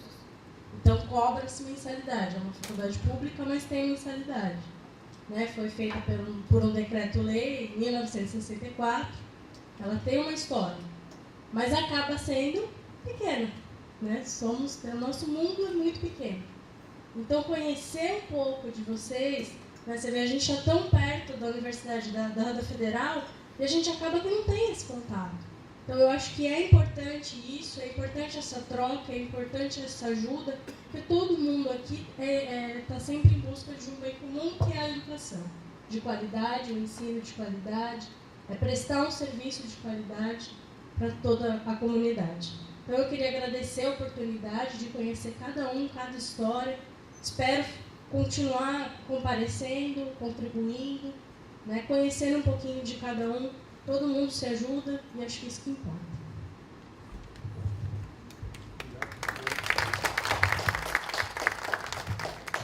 Bom, vamos agora às propostas de encaminhamento. Eu tenho formalizado aqui uma proposta feita pelo professor Adilson Pereira dos Santos, da Federal de Ouro Preto. Eu vou ler para vocês. Que as comissões de processo seletivo se aproximem dos núcleos de estudos afro-brasileiros e indígenas, NEABIS, no processo de execução da política de resgate, de reserva de vagas aprovadas pelas leis nº 12.711/12 e 13.409/16, em especial no que diz respeito aos procedimentos de validação da autodeclaração racial. E proposta análoga em relação aos núcleos de acessibilidade, no que se refere às pessoas com deficiência. Está em discussão. Alguém quer fazer um adendo? Mas seriam todas as ações, né? Não é especificamente aquela que dá mais processos jurídicos, né? Porque eu como faço parte da comissão daqui da universidade de aferição da renda, eu acho que também tem que ser visto como um todo, entendeu? Não só exatamente por questão racial ou por deficiência, mas também todas as ações afirmativas, né? Porque não dá problema, pode não dar problema hoje, mas pode dar problema futuramente. Então, eu acho que, como se trata de comissões e chegar próximo do que nós queremos, e quando se fala etnia e renda, deficiência e renda, ela não pode ser vista isoladamente. Isso eu penso. Professor. Concordo totalmente com a posição Cláudia. Acho que a recomendação é válida, mas talvez não dessa forma e talvez de uma forma mais geral. Qualquer proposição de ação afirmativa deve envolver uma conversa com todos os atores do cenário. Por exemplo, estamos lá há 1 ano trabalhando para abrir vagas para refugiados. Conversamos com vários setores da universidade, conversamos com outras universidades, especialmente com a UFSCar, que já tem o processo. Conversamos temos lá professores da chamada Cátedra Sérgio Vieira de Mello, não sei se alguém aqui trabalha com isso, que foi aquele diplomata brasileiro assassinado num atentado no Iraque, né? Alguns anos atrás. Então, várias instituições têm essa cátedra que se preocupa com esse olhar. Então, conversamos com gente. Quer dizer, qualquer ação afirmativa que você vai propor, acho que você tem que envolver todos os atores significativos. Então, eu acho que da forma como está colocada, ela está só um pouco fechada. Eu colocaria, como a Cláudia sugeriu, de um modo mais amplo, a proposição perfeitamente válida. Lógico que no caso de cotas raciais, o primeiro a se pensar seria os neados, no caso das outras, mas não são os únicos, né? Acho que todas as áreas que têm alguma coisa ali para contribuir na proposição daquela ação devem ser ouvidas. Então eu proporia só colocar o texto de uma forma mais ampla, não colocar só para a questão étnica e para a questão da acessibilidade, como falou bem da renda, também é problema, e qualquer outra proposição. Eu acho que a gente não deveria nem enumerar, porque podem surgir novas aí a qualquer momento, então eu só faria essa sugestão. Mais alguém quer se manifestar? Bom, o professor Adilson Pereira dos Santos, ele não está aqui para poder falar alguma coisa, né? Então, eu estou em dúvida agora qual seria o encaminhamento. Nós usaríamos a proposta dele e nós incluiríamos ou faríamos uma proposta de encaminhamento separado? Não, ela só acrescenta, ela não prejudica em nada a proposta do professor. Eu acho que manter só que acrescentando, abrindo mais o leque. Então, vamos abrir o leque da proposta de encaminhamento, né? Então, tem relação à política de reserva de vagas, dos NEABIs e também dos núcleos de acessibilidade, e complementando o pessoal da baixa renda, isso, depois assim, de maneira muito formal, depois eu formalizo, e também os refugiados. Refugiados e outros, né? Eu até deixaria em aberto para já abranger. Então, aqui, vou colocar em votação. Aqueles que concordam, por favor, levantem a mão. Por favor, levantem a mão, que eles concordam. Então, está aprovado. Professor, você queria falar alguma coisa? Bom dia, gente. Meu nome é Leonardo, eu não me manifestei nenhuma vez.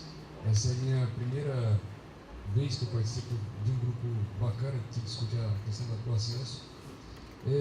Eu sou professor na Universidade Federal da Grande Dourados, no Mato Grosso do Sul, e eu estou em redistribuição para a UFSCar. Então eu estou nessa crise de identidade, né, institucional, mas eu já dialogo com a Secretaria de Ações Afirmativas, Diversidade e Equidade da UFSCar, e a gente já está dialogando sobre a questão das pessoas com deficiência. Como o professor falou, né, para não focar numa questão específica, eu concordo plenamente. Né, a questão da diversidade e dos grupos marginalizados compõe uma questão institucional como um todo, e envolve vários atores. Eu trabalho com pessoas com deficiência há mais de 10 anos, e desde 2010 eu venho trabalhando sobre a questão do acesso no ensino superior dessas pessoas com deficiência até o mercado de trabalho. Então, durante o evento, eu percebi que a proposta de discutir sobre a permanência deveria ser colocada dentro dos encaminhamentos, ou foi uma diretiva aí, né, que saiu nos diálogos. Então, eu gostaria de resgatar essa questão da permanência. E uma outra questão que eu percebi durante o evento é a invisibilidade dos grupos indígenas. Ainda que eles estejam sendo contemplados na política de cotas, eles estão ainda junto com os pretos e pardos. Pretos, pardos e indígenas, desconsiderando as questões linguísticas e culturais dessa população. Então, colocar essas pessoas junto com pretos e pardos na questão de cotas é apagar a sua diferença cultural, que vai impactar diretamente no acesso ao ensino superior desde o processo seletivo. Então, o que está acontecendo? A maioria está se propondo a fazer o vestibular indígena, quando é oferecido. Então, dentre os encaminhamentos, eu gostaria, se possível, de dar mais visibilidade também aos grupos indígenas, porque em momento nenhum foi discutida a questão dos indígenas, para o segundo fórum, talvez com uma proposta para o segundo fórum. Eu não trabalho a questão indígena, mas como eu trabalho com a questão da diferença, diversidade, eles entraram nas discussões. E uma outra questão, dentro das cotas, está a questão de que pretos e pardos também podem ter deficiência e podem não ter deficiência. Pessoas indígenas também podem ter deficiência e não podem ter deficiência. Alunos de escolas públicas que não são pretos e pardos nem indígenas podem ter deficiência e podem não ter deficiência. Então, a ramificação das cotas, elas não...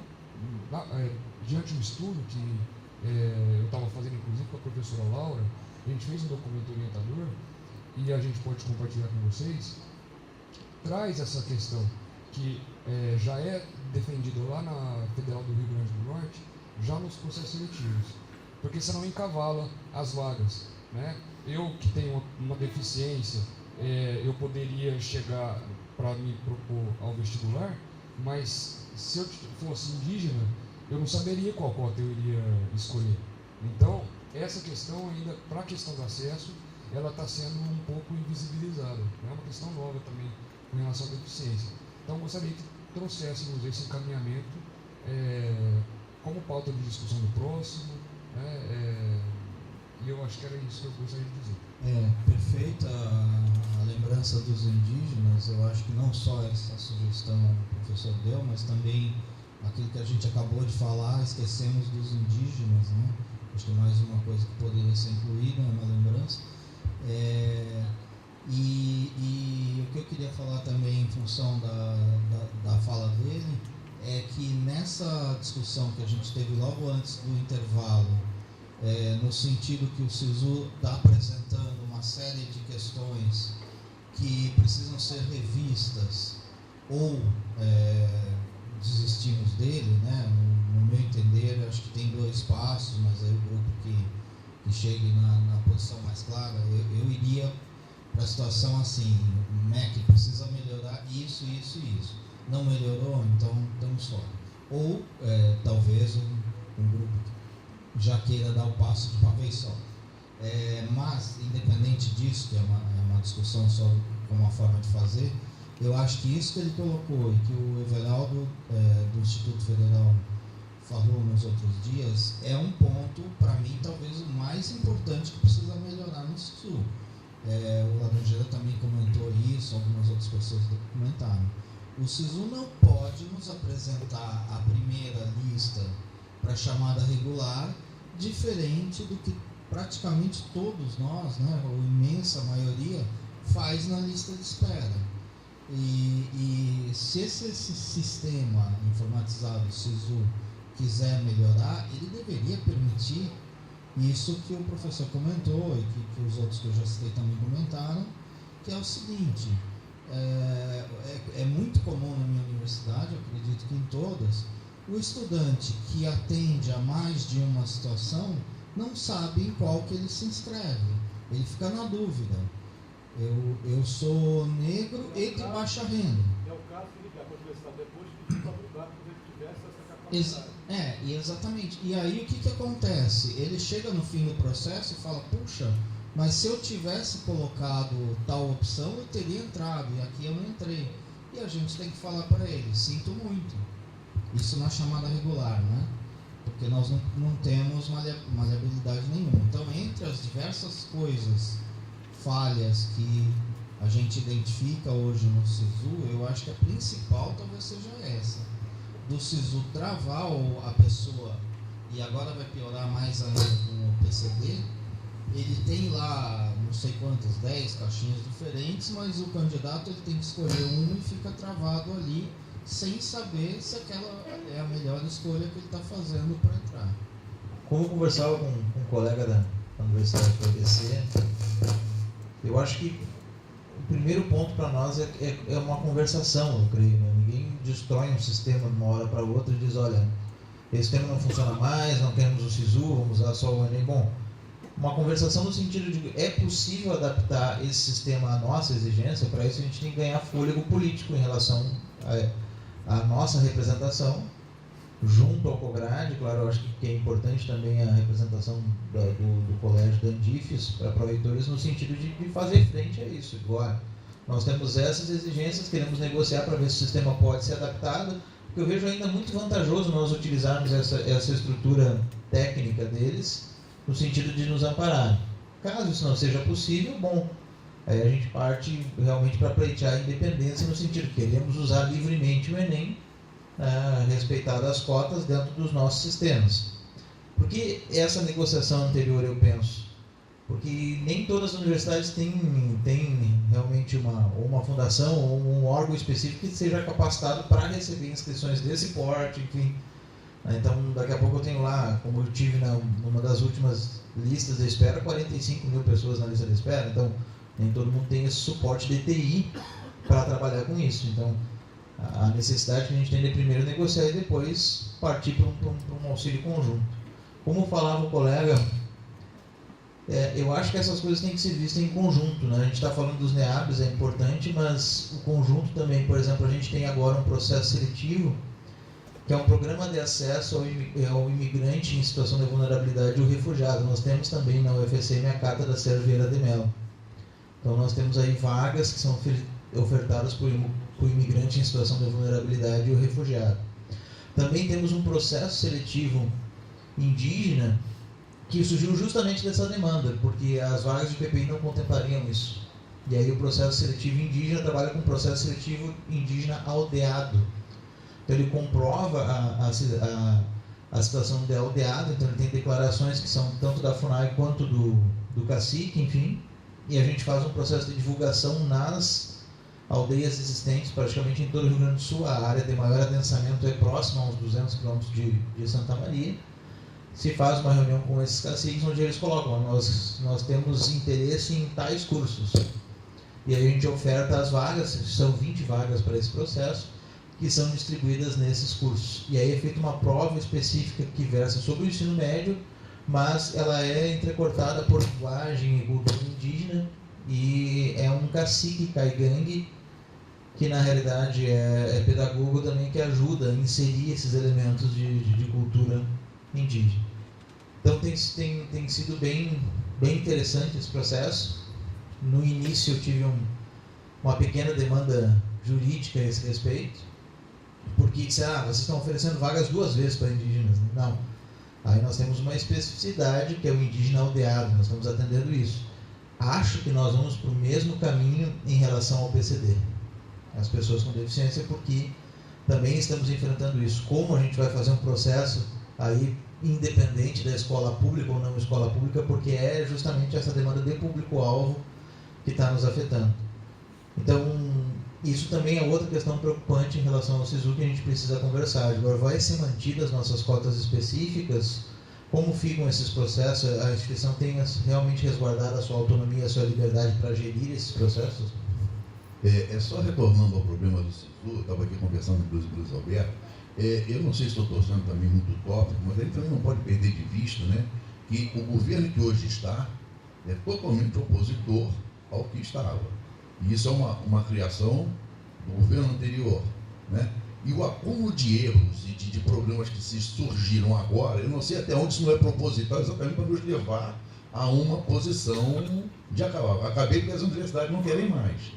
Então é um cuidado que a gente tem que tomar também para não servir, né, a fazer um desserviço, digamos assim. Para informar que o presidente da COGRAD já encaminhou uma nota essa semana via presidente da Andifes sobre todos os problemas que, eu posso depois ler a nota, sobre todos os problemas que as universidades têm vivendo em relação ao SISU. Então, se vocês quiserem, depois eu posso ler a nota de que foi o encaminhamento que foi feito essa semana via presidente da Andifes ao Ministério da Educação sobre a problemática que a COGRAD já está se manifestando, porque esses dias a gente viveu no começo do ano problemas gravíssimos de mudança de sistema no meio, né? Então depois a gente pode ler a nota, se a gente, tá? Não sei se vocês gostariam que a gente lesse. Então, tá. Ela vai assinada pela Ariane Norma Menezes de Sá, pró-reitora de graduação da Federal da Paraíba, que é a coordenadora do COGRAD. Atualmente, das 63 IFES brasileiras, 61 utilizam os dados disponibilizados pelo Sistema de Seleção Unificada SISU, do Ministério da Educação, como instrumento de seleção de candidatos às vagas dos cursos de graduação. Entendemos que o SISU tem representado um importante mecanismo na seleção de estudantes para acesso às universidades federais brasileiras, dada a sua dinâmica de funcionamento. Entretanto, a gestão dos dados dos candidatos selecionados disponibilizados pelo sistema para a operacionalização das IFES nas chamadas classificatórias e nas matrículas dos estudantes tem sido impactadas por diferentes problemas técnicos de operacionalização e de prazos verificados nas últimas adesões ao sistema. Encaminhamos observações e problemas destacados pelos membros do COGRAD e por gestores que operam o sistema SISU para conhecimento da ANDIFES. 1. O sistema é pouco autoexplicativo, as informações são difíceis de serem acessadas. 2. Ao alterarem o sistema em 2017, houve um aumento da burocracia na gestão dos dados. 3. A necessidade de filtrar os dados das planilhas transmitidos para as IFES, que deveriam passar pelo processo de editoração. 4. O sistema apresenta muita lentidão no carregamento dos dados dos cursos. 5. Há momentos em que os gestores não conseguem acessar a chamada regular, convocada e desistente. 6. As ações para o registro do aluno não são adequadas, como ações do cotidiano, exemplo, poucas opções para marcar os motivos de cancelamento de matrícula. 7. Há muitos problemas no token para a assinatura do termo de adesão. 8. Para a adesão em 1º de 2017, houve muitos problemas, pois ocorreu mudança na versão do sistema em pleno período de matrícula. 9. Os cursos de segundo ciclo não aparecem disponibilizados com vagas no SISU. 10. Necessidade de repassar resultados do Enem para as IFES antes de serem divulgados pelos candidatos. 11. Criar possibilidades para que as IFES migrem estudantes do grupo de cotas que obtenham notas acima da média para ampla concorrência, abrindo mais vagas para os cotistas. 12. Necessidade de padronização dos arquivos enviados para as IFES. 13. Ampliação dos prazos para adesão e operacionalização dos dados. E 14. Solucionar problemas no uso de diferentes navegadores no ato da assinatura do termo de adesão. Considerando as observações das equipes gestoras de processos e dinâmicas de graduação das IFES, destacamos que, em função dos prazos exíguos adotados pelo SISU, o trabalho das equipes de tecnologia da informação e comunicação, juntamente com as comissões de matrícula e de registro e controle acadêmico das universidades, tem sido gravemente afetado. Destacamos ainda que a demasiada pressão nos referidos setores responsáveis pelas políticas de ingresso e matrículas ocasionadas pelas ações do MEC podem interferir na qualidade e até na segurança de todo o processo. Sendo que foi amplamente discutido sobre o SISU pelos pró-reitores na última reunião do COGRAD, solicito que a pauta seja apreciada, e caso seja de decisão dessa diretoria da ANDIFES, que repasse essas informações e esses problemas operacionais e requeira providências ao MEC. Só uma questão de ordem, né? Nós incluímos, né, na proposta do professor Adilson a questão do pessoal de baixa renda, dos refugiados, e o professor lá falou sobre os indígenas. Então eu proponho que a gente aprove a inclusão também, a questão dos indígenas em campo. Tem que estar limitado. Acho que qualquer ação afirmativa tem que estar envolvida nisso. Os legisladores têm que estar envolvidos. Tá, qualquer que seja a ação afirmativa. Sim, mas vocês não acham que tem que explicitar ou podemos no caso do indígena, sim. No caso do indígena, ele está incluído dentro de um grupo que, na realidade, não o satisfaz, não contempla. Tá, ok. Então, quem quer falar? Bom dia a todos. Eu cheguei um pouco tarde, então peguei a discussão já andando. Antes, eu queria só propor uma coisa que eu já tinha falado no primeiro dia, mas formalmente, que no próximo, finais, a gente discutisse a questão do acesso ao ensino superior, lato sensu, incluindo vagas de transferência, reingresso, vinculação, que a gente nem tocou no assunto. Não vou dizer a pós-graduação, que também, já quem está falando acesso ao ensino superior, isso também incluiria a pós, mas aí já é bem mais complexo, enfim, eu acho que não veio tratar o caso.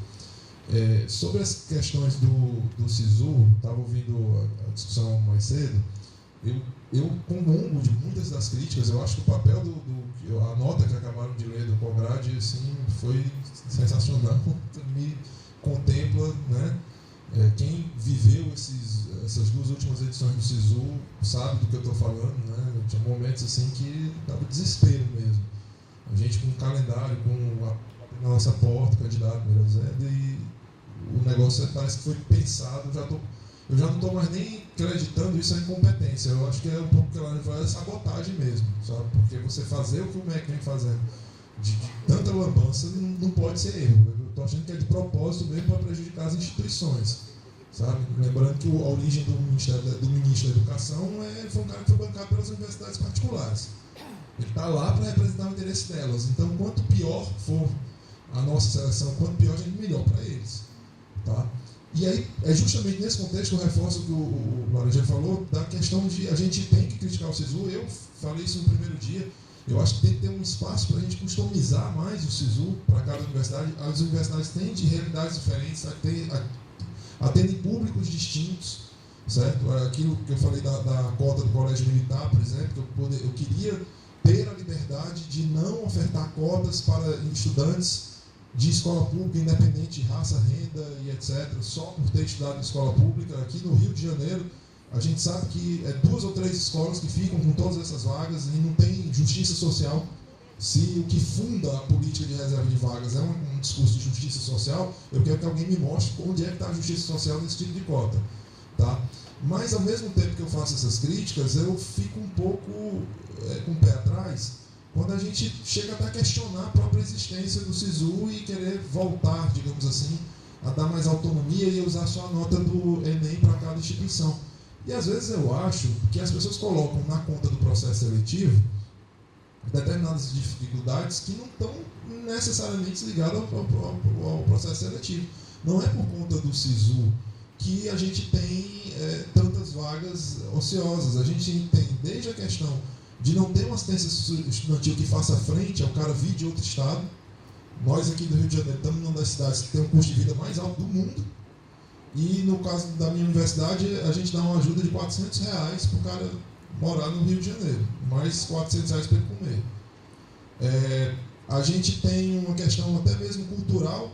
As pessoas não querem sair da casa dos pais, e aí, quando saem, eu tenho um monte de ação na justiça de gente que se matriculou em universidades de fora do estado do Rio de Janeiro, e aí depois vem para a justiça alegando as coisas mais estapafúrdias, desde que o namorado é violento e tem que... Isso é sério, a menina é medicina na Federal do Acre, arranjou um namorado, o namorado batia nela, ela entrou na justiça porque estava correndo risco de vida, porque ela estava em depressão, se ela não viesse transferida para a Unirio, ela ia se matar. Então, ela estava colocando a vida dela em risco e a Unirio tinha que aceitar a transferência. Na verdade, ela quer voltar para a casa dos pais. Ela vai lá, entra e depois entra na justiça. Isso está pipocando, esse tipo de ação. Então, tem desde a questão cultural, da pessoa não vai para outro estado porque não quer sair do estado de origem, não quer sair da casa dos pais, etc. Tá? E aí a gente colocar tudo isso na conta do SISU, né, como se o SISU fosse o grande vilão das vagas, eu particularmente consigo uma ocupação que eu considero muito boa. Depois eu vou perdendo esses alunos, aí eu vou perdendo por motivos outros, que não necessariamente a coisa do SISU. Eu acho que se a gente fizer abrir um pouco mais a questão de você poder customizar a adesão, né? A universidade tem mais liberdade no momento da adesão. A questão dos prazos, sabe, que realmente estão impossíveis de serem cumpridos praticamente, eu acho que é bem mais proveitoso do que eu considero, me desculpem os colegas, eu considero um retrocesso. Essa coisa de cada universidade não fazer o vestibular, mas pegar a nota do Enem, tem um processo seletivo próprio, onde utiliza a nota do Enem. Eu acho isso um retrocesso, é uma retribalização, digamos assim. Professor, em relação a prazo, você me resgata a memória, por favor. Não sei se foi ontem ou antes de ontem, havia uma proposta de encaminhamento sobre atraso em lista de espera, alguma coisa assim, vocês lembram? Era o que eu ia falar aqui do... Deixa eu só fazer uma colocação bem rapidinho antes, só um minutinho, só bem rapidinho. Com relação às colocações que foram feitas aqui e com relação ao relatório, eu não não lembro se eu ouvi, mas eu queria deixar claro aqui que também eu acho que é uma das maiores problemáticas mesmo na questão do preenchimento, porque a gente preenche, como o nosso colega falou, depois perde esse aluno, né?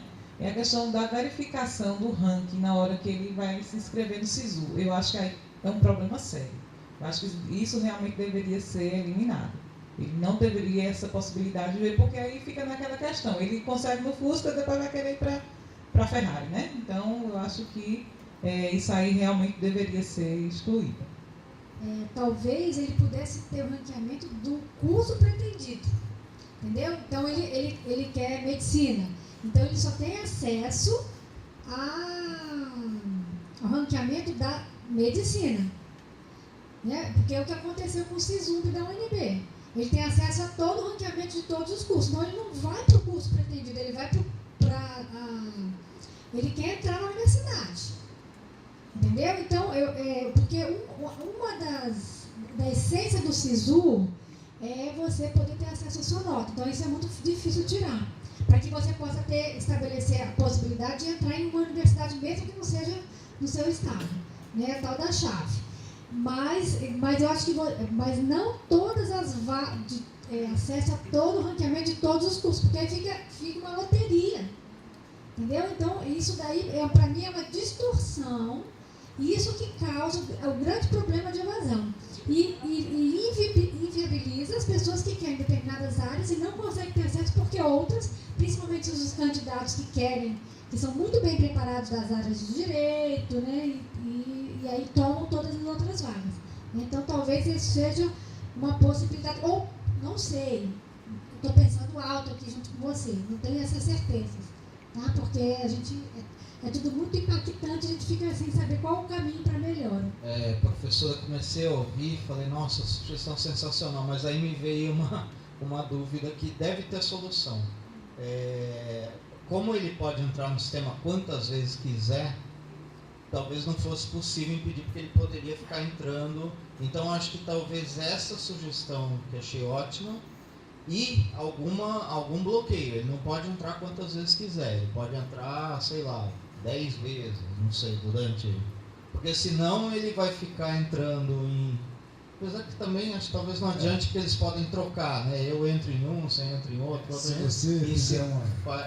mas a sugestão é ótima, precisaria ver como viabilizar, né? Se você fizer uma consulta naquela opção do relatório BI, dados do candidato, você tem um histórico de acesso dele no SISU.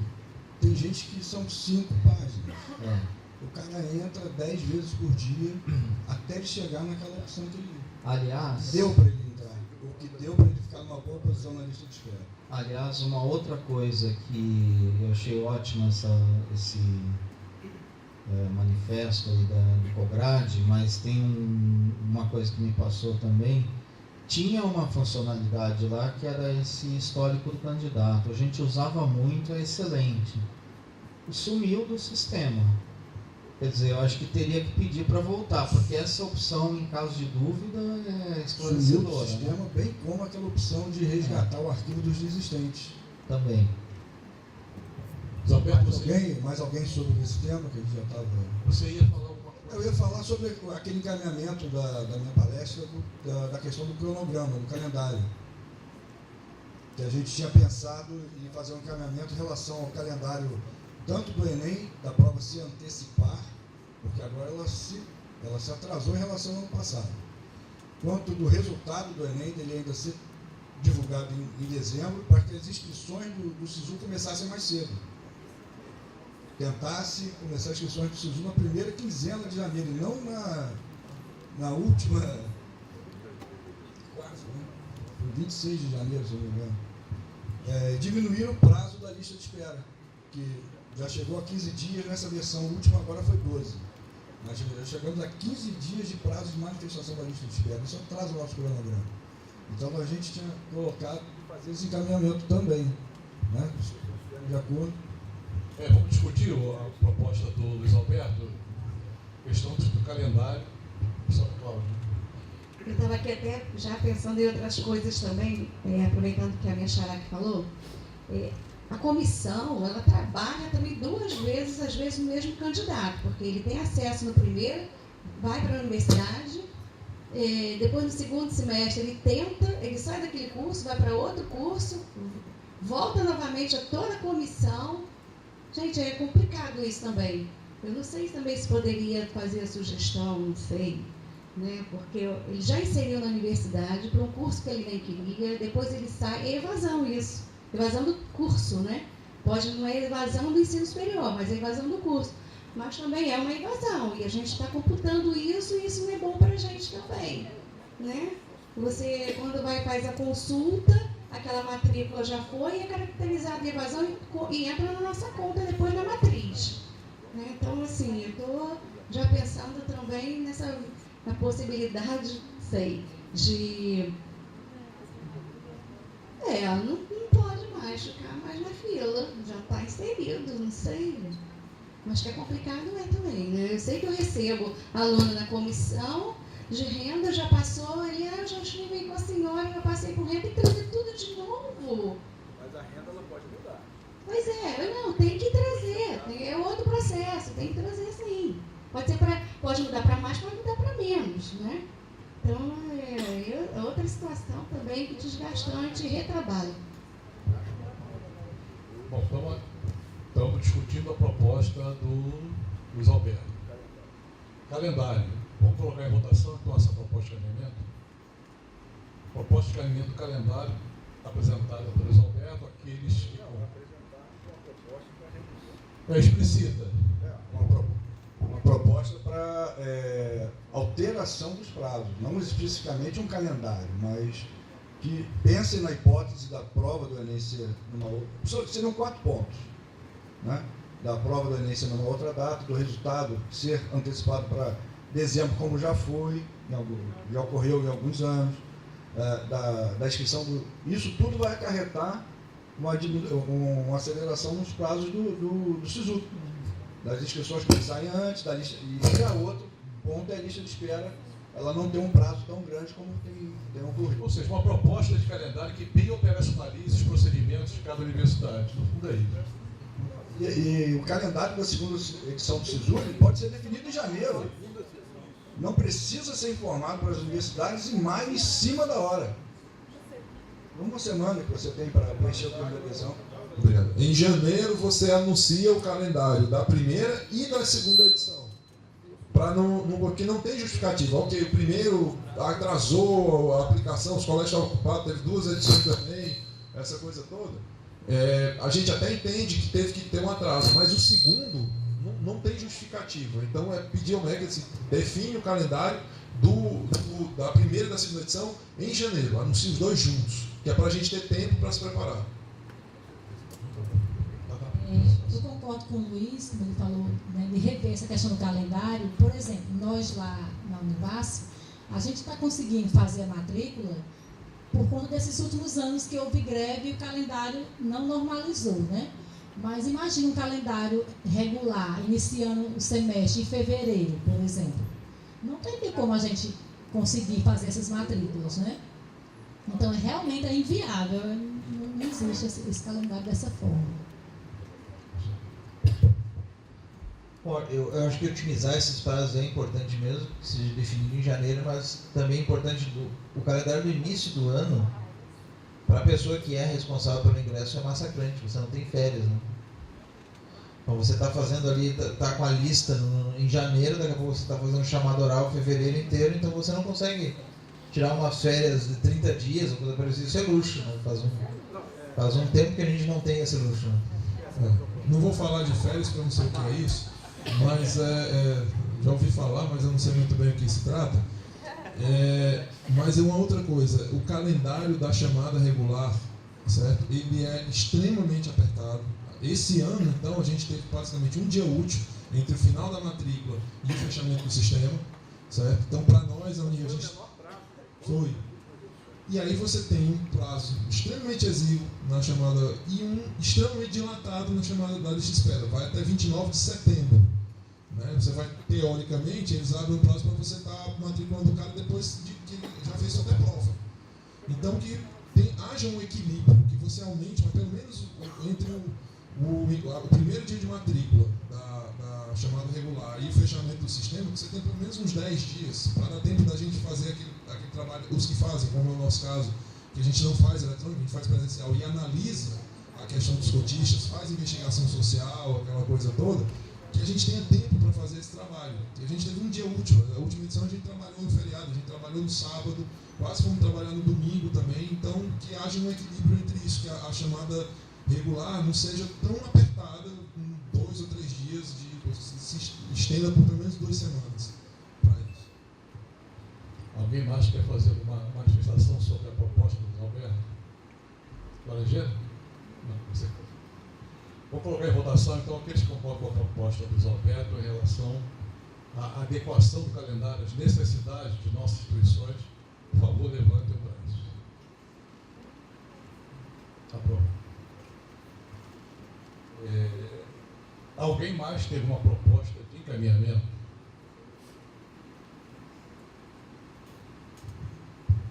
Eu acho que só talvez a gente voltar nessa sugestão da Ariadne, que a professora também comentou.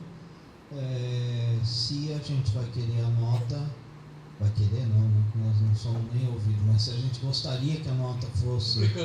Suplicamos que a nota fosse disponibilizada ou não, e se tem algum jeito dela ser disponibilizada por curso ou de alguma outra forma que a gente pudesse propor ao MEC. Tentar te ajudar no encaminhamento, Luiz, é o seguinte. Inclusive essa proposta que a gente acabou de aprovar sobre calendário, eu confirmei aqui com o colega, ela já está de alguma forma na nota do COGRAD. Então eu acho que seria bom, inclusive, se referir à nota e apenas dizer que nós estamos, né, complementando o que dá mais força para nós e para eles. Então eu estou só querendo, já pensando já no feitio do documento, né? Então, para a gente não se arriscar tanto, Raio, de já querer apresentar a proposta, mas também para não jogar fora tudo que foi dito aqui. Quer dizer, eu vou insistir que por uma forma ou por outra, volto a dizer, todos nós gostaríamos que a universidade tivesse mais questões de permanência, tivesse uma permanência mais bem cuidada do estudante, mas não tem, né? E tudo bem, essa não permanência pode se justificar devido a essa falta de investimento na permanência. Mas o fato é que isso gera uma sobra de vagas, né? Ou uma desistência, um índice de desistência alto. Então, entre não ter o preenchimento ou ter o preenchimento regionalizado, que aí seria o caso do vestibular, ou do PAES, do Enem, usar a nota do Enem pela universidade, eu concordo que isso vai regionalizar, volta a regionalizar de novo. Isso é contra a proposta inicial do SISUMA. O que alguma coisa tem que ser acenado para eles é o seguinte: olha, a proposta é linda, foi muito bem pensada, mas na prática da universidade, o final das contas é que isso gera vaga ociosa. Isso é um crime de lesa pátria. Gerar vaga ociosa, você substituir um processo que preenche vaga por um outro que gere, não importa por qual motivo, não pode, alguma coisa tem que ser feita. Eu só quero insistir nesse ponto, que a gente pode falar isso de forma amena, né? Pode dizer, olha, houve uma preocupação, houve uma discussão, há saídas e o finais se coloca à disposição do COGRAD, da ANDIF, de quem quer que seja. Só gostaria de ser chato, de insistir nessa sinalização, para a gente não perder boa parte dos trabalhos que foram feitos aqui. Então seria talvez a gente discutir mais ou menos o que a gente já fez. Olha, então pelo que eu já estou entendendo, automaticamente nós já aprovamos um encaminhamento, que vai ter documento, certo? Vai ter documento. Um dos pontos é uma complementação do COGRAD sobre calendário. O outro talvez seja simplesmente expor uma preocupação de que aqui foram discutidas alternativas, etc., para preenchimento maior de vagas, ou não, né, tanta desistência, burilar alguma coisa por aí, né? entendi a tua preocupação, eu vou fazer o seguinte, redigir o documento, né? Isso vou me submeter a vocês depois, através de e-mail, para sugestões, e depois a gente vai enviar. Tá bom? Mais alguém quer fazer uso da palavra?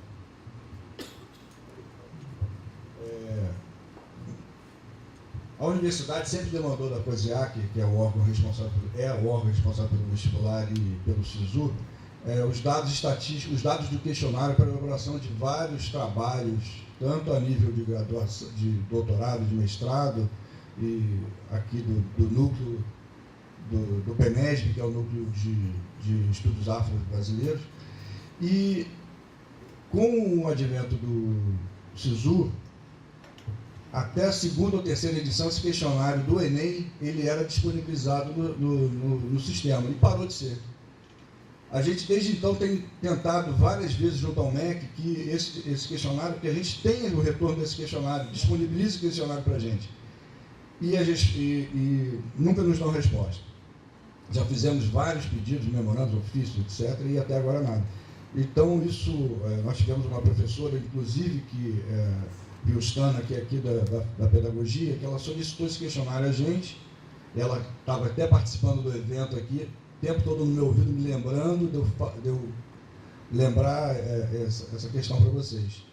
Então, não sei, quero saber se vocês também têm esse problema em relação ao questionário, se vocês, como a UF, não conseguem mais obter o questionário. Isso para vocês seria importante também, um encaminhamento em relação a isso, da gente, formalmente, pelo fórum, requerer o acesso aos dados do questionário, porque a gente utiliza aquelas questões base e cada uma universidade passa depois seu próprio questionário a partir daquele questionário implementado aos candidatos do Enem.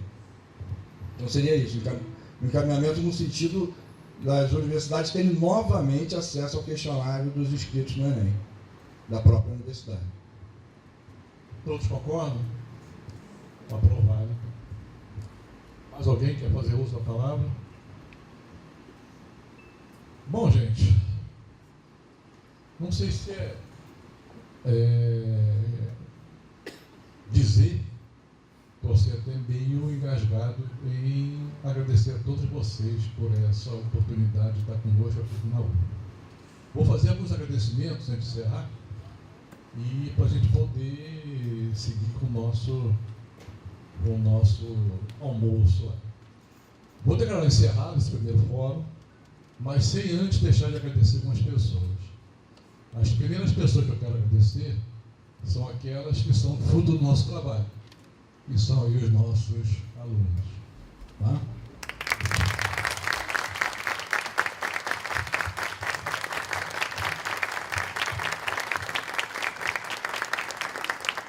Eu vou dizer o nomezinho de cada um de vocês e levantar o braço, por favor.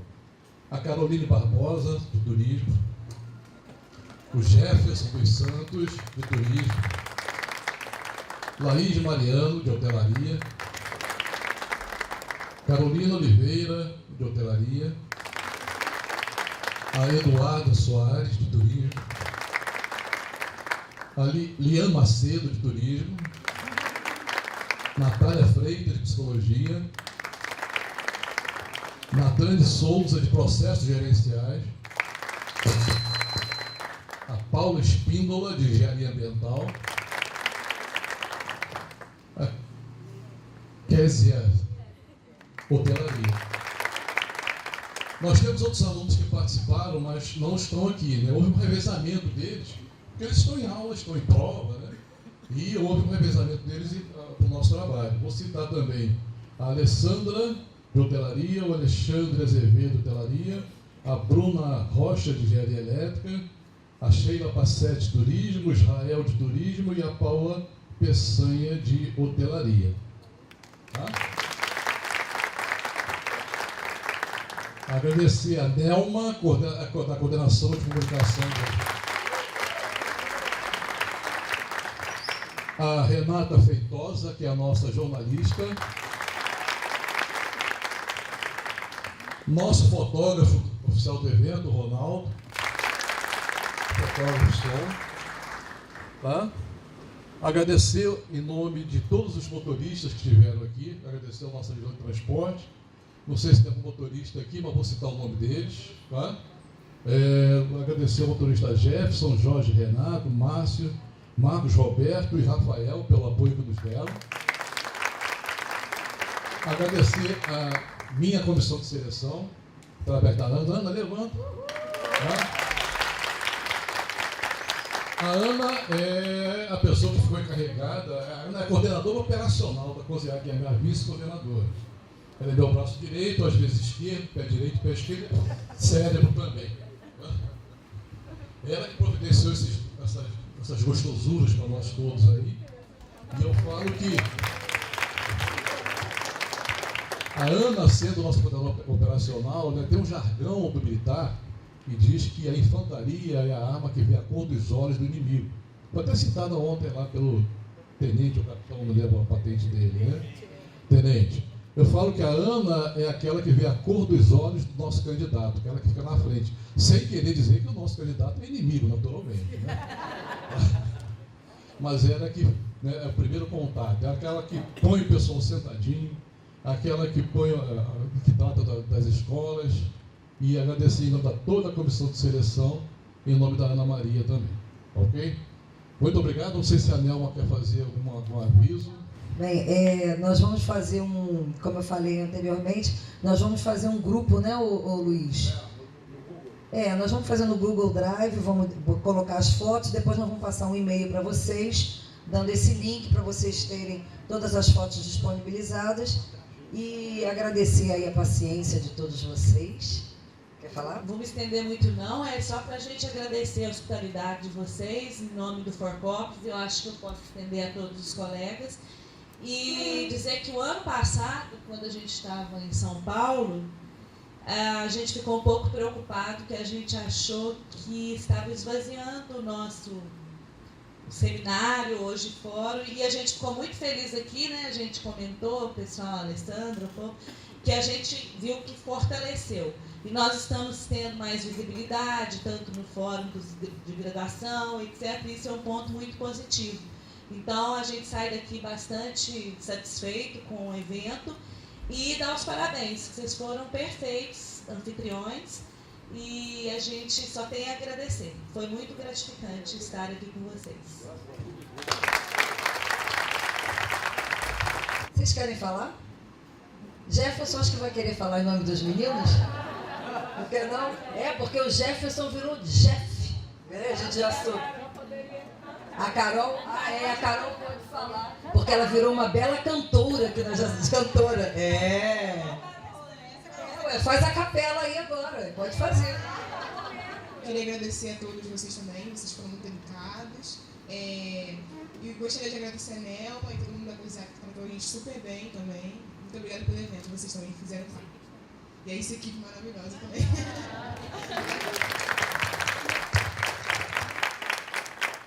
Pois é, professor Luiz Antônio, a galera da UniTV. Sem vocês, desculpa, é que a gente fica tão envolvido, mas vocês sabem que vocês fazem parte da nossa equipe, sempre. E também agradecer a nossa secretária, né, a Tatiana. Levanta, Tatiana. Tatiana é funcionária aqui do Instituto de Matemática, colaborou aí no computador para anotar tudo que foi de relevante aqui.